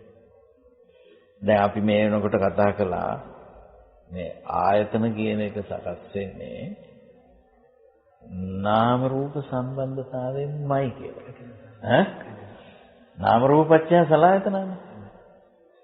නාම රූප සකස් වෙන්නේ විඥාන නාම නැතුව රූප බෑ, රූප නැතුව නාම බෑ, නාම රූප නැතුව විඥාණයට බෑ, විඥාණයට නැතුව නාම රූපයට බෑ. ඔන්න ඔය තුන එක්තැන් වීමනේ. එතකොට ධර්මය උදෙසා අපට නියුක්ත වෙන්න තියෙන්නේ මේ මොහොතේ. ප්‍රත්‍යুৎপন্ন ධර්මයේ දැකීමේ වැදගත්කම ඕනෝක. මෙතන අද වහන්සේ මේ අපිට කේවඩ සූත්‍රයේ තියෙන ගැඹුර නිසා ස්වාමීන් වහන්සේ මට හිතෙනවා අර බුදුන් වහන්සේ දීපු උත්තරේ තව සැරයක් දැන් අපි ආයෙත් ටිකක් කියන්න ඕන තමයි නේ. ඒක එච්චරටම මම හිතන්නේ ස්වාමීන් වහන්සේ මම මගේ ජීවිතේ මම මේ සූත්‍රයේ එහෙම විග්‍රහයක් අහලා නැහැ. ඊට විශේෂයෙන්ම මේ නාම රූපයන්ගේ නිරෝධයක් පිළිබඳ ප්‍රශ්නයක් අහනවා. ඒ ප්‍රශ්නේ නිවැරදි කරනවා. ප්‍රශ්නේ මෙන්න මේ ආකාරයටයි විඥානය නිදර්ශන වුණොත් පමණයි මේ සිද්ධ වෙන්නේ කියලා විග්‍රහ කරනවා. මේකේ තියෙන ගැඹුර වහන්සේ කියන ආකාරයට නාම රූපයන් පිළිබඳ කරන මේ විග්‍රහය තියෙන ගැඹුරු බව නිසා ඒ කේවඩ සූත්‍රයේ බුදුන් වහන්සේ දෙන පිළිතුර තවත් පොඩ්ඩක් අපිට පැහැදිලි කරගන්න. දැන් ඔය අනිදස්සන විඥානය කියනකොට දැන් අපිට තියෙන විඥානය මොකද? දැන් අපි සාමාන්‍යයෙන් අපි අත්දැකීම් ලැබෙමින් ඒවට අනුව කටයුතු කරනකොට අපිට තියෙන්නේ ඔකට අපි කියනවා සනිදස්සන විඥානය කියලා ඕනනම් කිය හැකි. පතිට්ඨිත විඥානය කියලා කියනවා. ඔව්. පතිට්ඨිත කියන්නේ පිහිටන ලද. කොහෙද පිහිටේ? නාම රූපේ පිහිටි විඥානය. දැන් ඒකෙන් තමයි අපේ ජීවිතේ මේ එදිනදා කටයුතු කවුරුත් කරන්නේ. දැන් පිහිටනකොට නාම රූපේහි වෙඳීමක් වෙනවා, හැඳිනීමක් වෙනවා, ඊළඟට චේතනා කොට නැගීමක් වෙනවා. දැන් එතකොට රහතන් වහන්සේ කෙනෙකුටත් මේ සාමාන්‍ය ව්‍යවහාරික ජීවිතයේදී මේ විඥාන නාම රූප ක්‍රියාකාරීත්වය තියෙනවා. මොකද එහෙම නැත්නම් එහෙම එදිනදා කටයුතු කිසි දෙයක් කරගන්න. ඔය ප්‍රශ්නේ ස්වාමීන් වහන්සේ සුවත් පැහැදිලිවම ප්‍රේක්ෂකයාට මතුවෙන ප්‍රශ්නයක්. දැන් මේ කියන ආකාරයට පටිච්චිත නොවන ආකාරයේ විඥානයක් සකස් වුණොත් ඒ ශරීරයේ තියෙන පුද්ගලයාට ලෝකේ පවතින්නේ කොහොමද මේ පවතින්නේ කියන එක ගැටලුවක් එනවා ස්වාමීන් වහන්සේ. ඒ ගැටලුවක් ඇති කර ගැනීමට අවශ්‍ය නැහැ මෙන්න මේ දේ තේරුම් ගන්න. මොකද රහතන් වහන්සේ අරහත් ඵල අවබෝධ, ඒ කියන්නේ රහත් භාවයට යම් කිසි කෙනෙක් පත් වෙනකොටම අරහත් ඵල සමාධියට ඇවිදින්න තමයි මේක සිද්ධ වෙන්නේ. දැන් ඔය රතන සූත්‍රයේ තියෙන සමාධිමානන්තරිකඤ්ඤමාහු සමාධිනාතේන සමෝන විජ්ජති කියන ආනන්තරික සමාධිය කියලා කියන්නේ මේ අරහත් ඵල සමාධියට සමවදින. එතනින් තමයි උන්වහන්සේගේ ඵලය පූර්ණත්වයට පත් වෙන්නේ. දැන් එතනින් ඕන් රහතන් වහන්සේ කෙනෙක් බිහි වුණා. හැබැයි ඔය මේ එතන ඒ අරහත් ඵල සමාපත්තිය දිගට ඉන්නේ නැහැනේ උන්වහන්සේ. දැන් උන්වහන්සේ ඵල සමාපත්තියෙන් නැගී හිටිනවා. මොකද ලෝකයට ධර්මයේ කියලා දෙන්නේ තියෙනවා. ගොඩක් උන්වහන්සේගෙන් මේ ධර්මයේ උදෙසා ලෝකෙට වෙන්න දෙයක්. ඉතින් මොකද කරන්නේ උන්වහන්සේ උන්වහන්සේගේ සිවුරු පිළිකර ටික හදා ගන්න. සිවුර හොද ගන්න වෙනවා. දැන් මේව කරන්නේ කොහොමද? විඥාන නාම රූප සිත තමයි. පින්න පාතේ වඩිනවා. බුදුහාඳුරන්ට පේනවා ආනන්ද උපස්ථායක ප්‍රධාන උපස්ථායන ආනන්ද මේ වැඩේ කොහොමද? දැන් ඔය එපේ කොසාරිපුත්ත කොහෙද? මේ පොඩ්ඩක් එන්න කියන්නකෝ. දැන් ඕක කරන්න වෙන්නේ නැද්ද? ඒ සාමාන්‍ය ව්‍යවහාරික. නමුත් මේ නාම රූප විඥාන තෘෂ්ණා උපාදාන කරා යන්නේ නැහැනේ උන්වහන්සේගේ. මොකද උන්වහන්සේ එහි යථාර්ථයම දැනගෙන. දැන් අපි හිතමු දැන් උන්වහන්සේලා ජීවත් වෙන්නේ කාලය අපේක්ෂාවෙන්. කාලං අபிකංකාමි කියලා තියෙනවා. නිබ්බිසම්පතකෝ යතා කියලා මේ රහතන් වහන්සේ කෙනෙක් ජීවත් වෙන්නේ මේ අර සේවය කරපු කෙනෙක් වැටුපහම් වෙනකන් ඉන්නවා වගේ මේ අන්තිම මොහොත කිට්ටු වෙනකන්. දැන් ඔය බුදුහාමුදුරුවෝ ගාවට ඇවිදලා රහතන් වහන්සේලා කියා හිටනා ස්වාමීනි දැන් නම් මගේ ඒ කාර්ය කරන්න අවස්ථාව ඇවිල්ලා තියෙනවා. Tamante ඉතින් ඒකට නිසි කල් දැනනවනේ ඒකට ඉඳී ඇඳ හරින්න. එච්චරයි. අනේ තව පොඩ්ඩක් ඉන්න කියෙම කියලා ඈ ආනන්ද හාමුදුරුවෝ රහසෝවාන් වෙලා විතරක් ඉන්න කාලේ සාරිපුත්‍ර මහ රහතන් වහන්සේ පිරිනමන පාවා. උන්වහන්සේ බුදුහාමුදුරන් වහන්සේට ගිහින් කියන මගේ ඇඟ ගල්ුණා වගේ මට දිසාවක් වැටෙන්නේ නැතුව ගියා. අනේ සරියුත් හාමුදුරුවෝ පිරිනමන පෑවා. උදාහරණ සරියුත් පිරිනමන පෑවේ සීල සමාධි ප්‍රඥා විමුක්ති ඥාන දර්ශනත් අරගෙනද? නෑ නේද? එහෙයි ස්වාමීන් කියලා යන්නා. වෙන දැන් මොකද එන හරි වැඩි මගෙත් මේ දකුණු අත කඩලා ගියා වගේ වැඩක් කියන අපි ගියේ අද කාලේ කියන්නේ නේ. එහෙම කියන්නේ ඕනේ නැහැ උන්වහන්සේලාට තියෙන අකුප්පා චේතෝ විමුක්තිය සමාධි නොදවිය. සිත නිකම් මේ අනික් අය වගේ වටා පිටා දෙයට සැලෙන මනසක් නෙමෙයි. ඒක තමයි හිතත්ත කියලා කියන්නේ. දැන් සමනේ එහෙම අටපිටාවත් එක්ක ගැටෙන්නේ නැති ස්වභාවය ඇති වෙලා තියෙන්නේ උන්වහන්සේලා මේ දකින විඥානයේ මායාකාරී ස්වභාවය හොඳටම කියන්නේ ඒක දැනලානේ ඒක අපිට කියලා දෙන්නේ. ඒ ආයෙත් මේකේ මොකද මේකේ ගන්න දෙයක් නැහැ. අපිට නෑ ඔය කොච්චර වුණත් තව මෙහෙම ගන්න දෙයක්ත් තියෙනවා කියලා අපිට මේ හිතෙන්නේ. බුදුරජාණන් වහන්සේ රහතන් වහන්සේලා දන්නවා මේක මෙලෝ හසරක් ගන්න දෙයක් නැහැ කියලා. ඒ නිසා උන්වහන්සේලා හිතයි ආයේ සැලෙන්නේ නැහැ. ඔය දැන් අරහත් ඵල සමාපත්තියේදී තමයි හිත භාවය හරියට තියෙන්නේ. කියන්නේ දැන් බුදුහාමුදුරන්ට අර මේ ඔන්න කය ආබාධයක් සමහර තැන්වල තියෙන කරෝ ආබාධෝ උපජ්ජපබලහා වේදනා කියලා. ඒවා අත්දකින්න වෙනවානේ. සුව දුක් අත්දැකීම රහතන් වහන්සේට සිද්ධ වෙනවා. තියෙන සුව දුක් දෙකේදී ඒ සුව දුක් ලැබුණයි කියලා උන්වහන්සේලාට වෙනසක් නැහැ. දැන් අර ඒක ස්වාමින් වහන්සේ නම රහතන් වහන්සේ නමක් පල්ලොරු විසින් අල්ලගෙන මේ ජීවිතක්ෂයටපත් කරනලා ඇත්තේ බිලි දෙන්න. බිලි පූජාවට. මෙයාට මේ හාමුදුරන්ට කිසි කම්පාවක් නැහැ. හොරා වහන උපවාසයේ කොහොමද මේ වෙච්චර දෙයක් තියෙදි ඔය තරම් නොසලී ඉන්නේ? ආම්බුගේ නමේ හොති අහෝසින්ට මන් හිටියයි කියලාවත් අදහසක් මට නැහැ. භවිස්සාමේ නහොති මේ වන්නේමී කියලා අදහසක් මට නැහැ. ඊළඟට සංඛාරා විභවිසත් මේ සිදු වෙන්නේ සංස්කාරයන් සමුදය වෙනවා නිරුද්ධ වෙනවා ඔච්චර දෙයක් නැහැ. කාටත් පරිදේන මොකද්ද මෙතන ඉන්නේ වැළපෙන්න තියෙන්නේ? අදුර හොරු ටික මහානුනා. මේ තරම් දෙයක් කොහෙන්ද හොයාගත්තේ කියලා. මේ අපේ බුදුහාමුදුරන් වහන්සේ දෙන දහම. අද ඉතින් අපි මේ බෞද්ධ ගෙවල් වල මරණ කුල වලට අඬන ඇඬිල්ල දැක්කම නේද? ඒක ස්වාමීන් වහන්සේලා තමයි. ඔව් ආසුරුත්. මේ ධාම නොදක්න තාක්කල් ඔව තමයි. මේක සාමාන්‍ය සිදුවීම. ප්‍රත්‍යඥ භාවය තුළ සියල්ල ඒ ආකාරයට සිදු වෙනවා. මට තව එක දෙයක් මතක් කරගන්න මේ හරි වැඩි ඔය කියන එකත් හරි අමාරුයි. ප්‍රත්‍යඥ කියන ස්වභාවය තියාගෙන මේ බුදු සසුනේ ආරක්ෂා කරගනවා කියලා දෙයක් කරන්න දෙයක් නැහැ. මොකද ඕක අපේ බුදුරජාණන් වහන්සේ මහා මාළුක්‍ය පුත්තු සූත්‍ර දේශනාවේදී වදාලා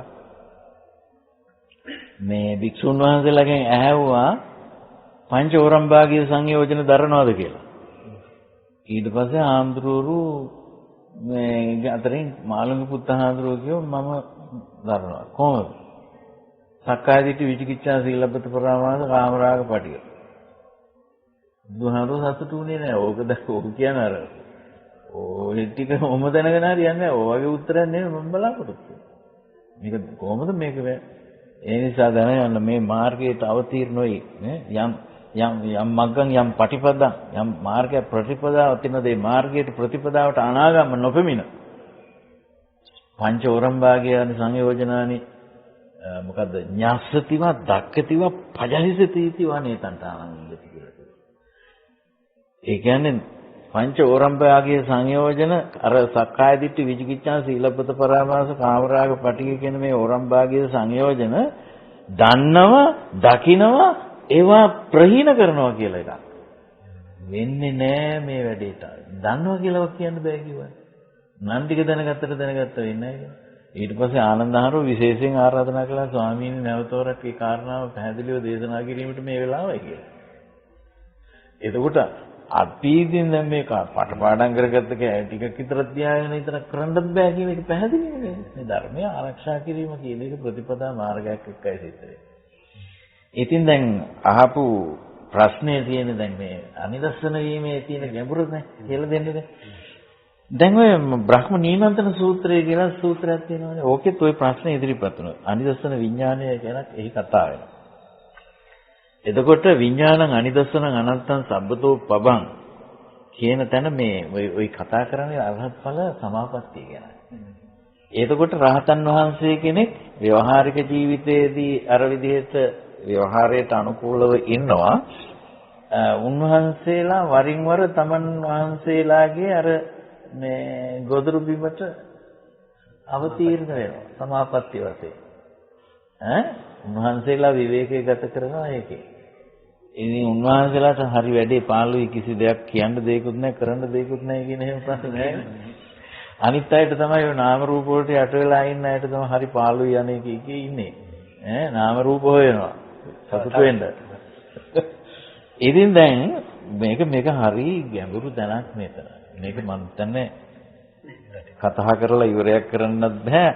මේ ඊළඟට මේ වගේ සාකච්ඡාවකදී නෙමෙයි මේක හීන්සරේ කතා කරන්න තියෙන දෙයක්. ඔව්.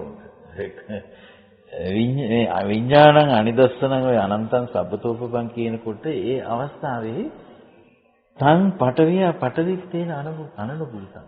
මේ පටවි නෑ එතන. දැන් ඕන කරපු එක ආවනේ දැන් ඒකත්. ඒ පටවියක් පොතේ නෑ එතන. ආපත්තේන අනුභූතං. ආපෝ ධාතුවේ අනුභූතයි. ඒ කියන්නේ අත්දැකීමක් නෑ. ආපෝ ධාතුව වශයෙන් අත්දැකීමක් නෑ. තේජත්තේන අනුභූතං. එතකොට චේදෝ ධාතුවේගේ තේජෝ ධාතුව වශයෙන් අත්දැකීමක් නෑ ඒවා. වායත්තේන අනුභූතං. වායෝ ධාතුව වශයෙන් අත්දැකීමක් නෑ එතකොට.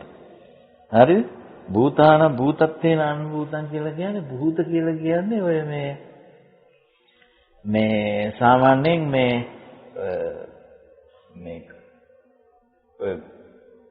සාතුරු මහරජකේ මේ දිව්‍ය ලෝකවල අන්තිම එක එයින් පල්ලෙහා සත්ත්ව පැවතුම් අදහස් කරගෙන.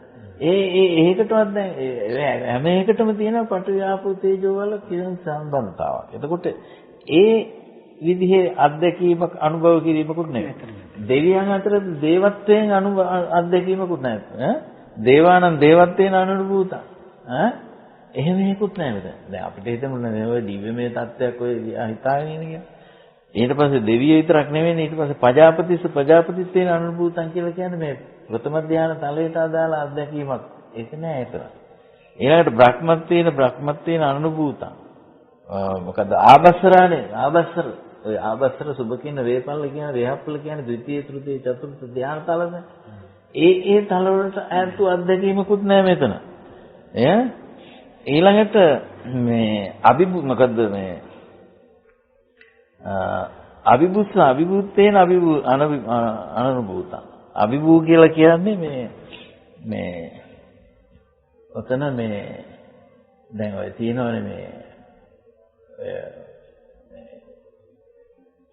අසඤ්ඤතල තත්ත්ව. ඒ විදිහ අත්දැකීමකුත් නෙමෙයි මේක. සබ්බත්තේන අනුභූතං. මේ ලෝකයේ හැම දෙයක් පිළිබඳ සියලුම අත්දැකීම් වලින් විමුක්ත අවස්ථාවක් මේ. ඒ අරහත් ඵල සමාධියට ඇතුළු කරන්න දෙයක් මේ කාම රූප අරූප භවත්‍රයේ ඇත්තේ නැහැ. ඒ සියල්ලෙන්ම විමුක්ත අවස්ථාවක්. ඉතින් මම හිතන්නේ මේක මේ වගේ ධර්ම කරුණක් අවබෝධ කරගන්න අපි අර වහන්සේ මුලින් කියව ආකාරයට මෙහි දකින්න මේ විඥානයේ තියෙන මායාකාරී ස්වභාවය නාම රූපයන්ගේ හට ගැනීම සමුදේ වගේ දකින කෙනෙකුට වහන්සේ කියන වගේ මේක අවබෝධ කර ගැනීම පුළුවන්. මොකද්ද රහතුන් වහන්සේ කෙනෙක්ගේ தત્ත්වය කියලා. தત્ත්වය කියලා දැන් අපිට දැන් ඒක නියම අවබෝධය වෙන්නේ ඒ தත්ත්වයටපත් වීමෙන්නේ. නමුත් දැන් මේකේ නිකන් නිවැරදිව මේ ලිපිනය දැනගන්නවා වගේ මට්ටමින් හරි දැනගන්න ඕන කරනවා ඒ නාම රූප විග්‍රහය. මේ නාම රූප විග්‍රහය අමතක කරලා නම් මේ ධර්මය ඔබට කරන්නේ. ඉතින් ඒ විදිහටයි මේකේ සාකච්ඡාව.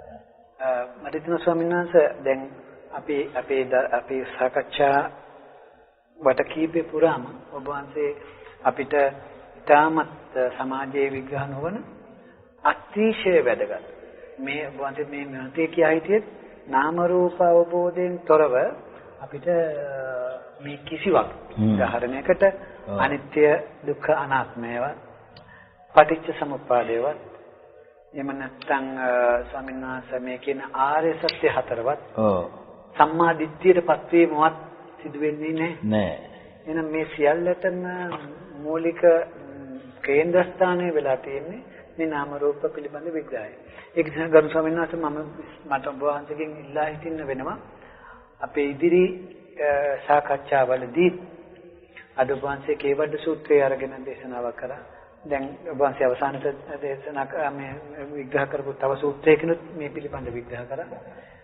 මම හිතන ස්වාමීන් වහන්සේ අර තවත් ප්‍රශ්නයකට ඉදිරි වැඩසටහන තියලා ඔබ වහන්සේ මට මතකයි ගිය වැඩසටහනදී කියා හිටියා නාමයේ පටික සංඥාවත් රූපේ අදිවචනයත් කියලා වචන දෙකක්. ඒක මහා නිදාන සූත්‍රයේ බුදුන් වහන්සේ විග්‍රහ පෙන්නලා තියෙනවා. මම හිතනවා ස්වාමීන් වහන්සේ ඒකත් අපිට යම් කිසි විදියකට විග්‍රහ කරගන්න පුළුවන් වුණොත් කාලයක් අරගෙන මේ නාම රූප පිළිබඳ අප ප්‍රේක්ෂකයෝ හිතන්න පටන් ගන්න තත්වයකටත් මේකපත් කරගන්න පුළුවන් කියලා ඔබ වහන්සේ දකින්නේ මොන ආකාරයටද?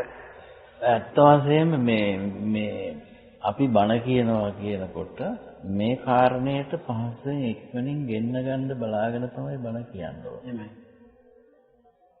මේ මොකද පුද්ගලයාට සමහරු කියයි ඉතින් අනේ කිසි රසයක් නැහැ කියලා ඉතින්. ඒකට ඉතින් ওই තියෙන නොඑක්ව බලා ගන්න එකනේ. මේ බණ නම් අපි බණ වෙන්න බෑ නේද?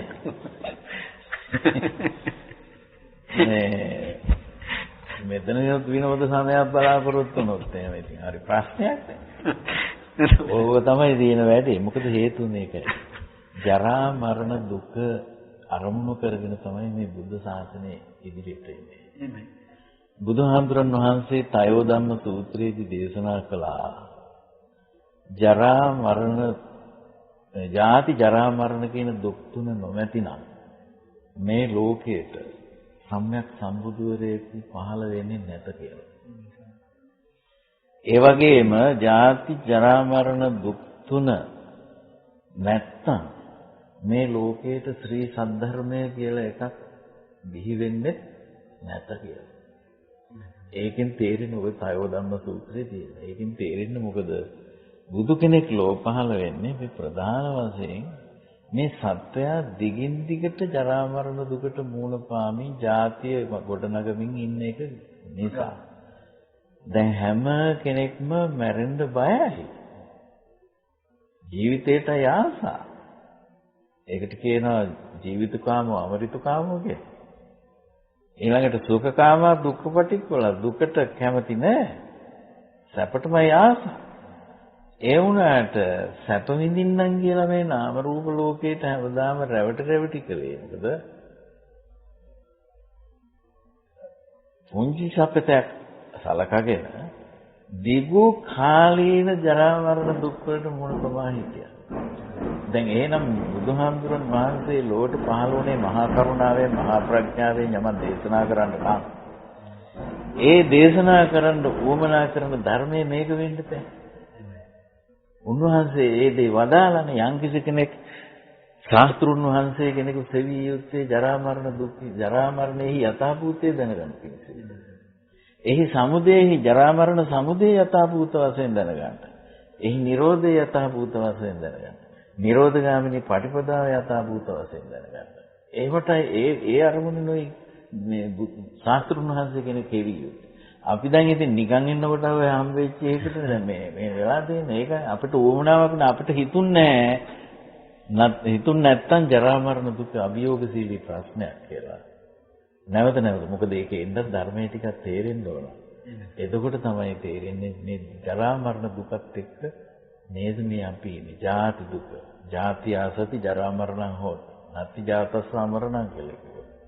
එතකොට මේ අපි උපන් දිනේට සමරන්න දක්වන ලොකු සැලකිල්ල.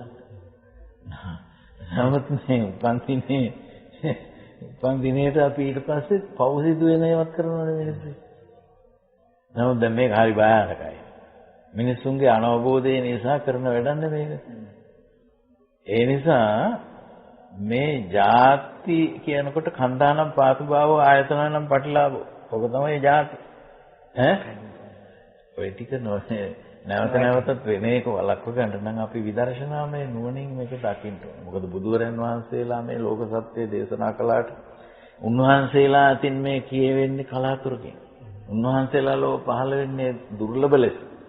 ඉතින් අපිට මෛත්‍රී බෝධිසත්වයන් වහන්සේගේ බුද්ධත්වයෙන් පස්සේ කොච්චර කල්ප ගානක් යයිද දන්නේ නැහැ. බුද්ධ ශූන්‍ය කාලේ කොච්චරද කියන්නේ අපි දන්නේ නැහැ. ඊළඟට බුදුරයන් වහන්සේලා දෙනමක් අතරත දුර ආලපරතරයත් අපි හිතන තරම් මේ අවුරුදු 200න් 5000න් මයින්ඩ් පුළුවන් එකක් නෙමෙයි. ඉතින් ඒ වගේ තත්ත්වයක් ඉදිරියේ ඊළඟට අද අපිට පේනවා මේ මිනිස්සයා දැඩි ලෙස අකුසලයට වැටෙන ක්‍රියාදාමයක තියෙනවා. ඊළඟට නිසි විදිහට පිළිවෙත වඩා ගන්නට තියෙන ඉඩකඩ එන්න වැළකීලා යන සමාජ වාතාවරණ ඇති වෙනවා. ඉතින් ඒ නිසා මේ අර නැවගලෙන්න කලින් ලයිෆ් බෝට් එකෙන් පැන ගන්නවා වගේ හරි මේ කාරණේ ගැන අවධියක් අපේ හිතවලට උවමනා කරනවා. මම හිතන්නේ ගරු ස්වාමීන් වහන්සේ නොදැනීම කාමාරකට වැඩි කාලයක් ගත වුණා. ඔබ වහන්සේ කියනවා වගේ මේ සත්වයාට සසර බය තේරිලා නැහැ ස්වාමීන් වහන්සේ. සසර බය තේරුණා නම් ඔබ වහන්සේ කියනවා වගේ ලයිෆ් බෝට් එක ඉක්මනට අරගෙන තමන්ගේ ජීවිතේවත් බේර ගන්නවා. නමුත් මේ ජීවිතේ බේරගැනීමේ මූලික સિદ્ધාන්තයට අපි එන්න නම් අපිට අවශ්‍ය වෙනවා මේ දේශනා කරපු සක්කාය දිට්ඨිය කියන කොටස ප්‍රහාණය කරන්න. හැබැයි මේ කියන ආකාරයට ආරේක බවට පත් වීමටවත් සක්කාය දිට්ඨිය ප්‍රහාණය කිරීමටත් මේ සියුම් ධර්ම කර්ම අවබෝධයෙන් තොරව කිසිවෙකුටත් මෙතනට පැමිණිය මේ මනස සකස් කර ගැනීමට නොහැකි බව සක්සුදක්සේ පැහැදිලි. ගරු ස්වාමීන් වහන්සේ අපිට නැවත වතාවක ඔබ වහන්සේට ගෙන් මම ආරාධනා කොට සිටිනවා.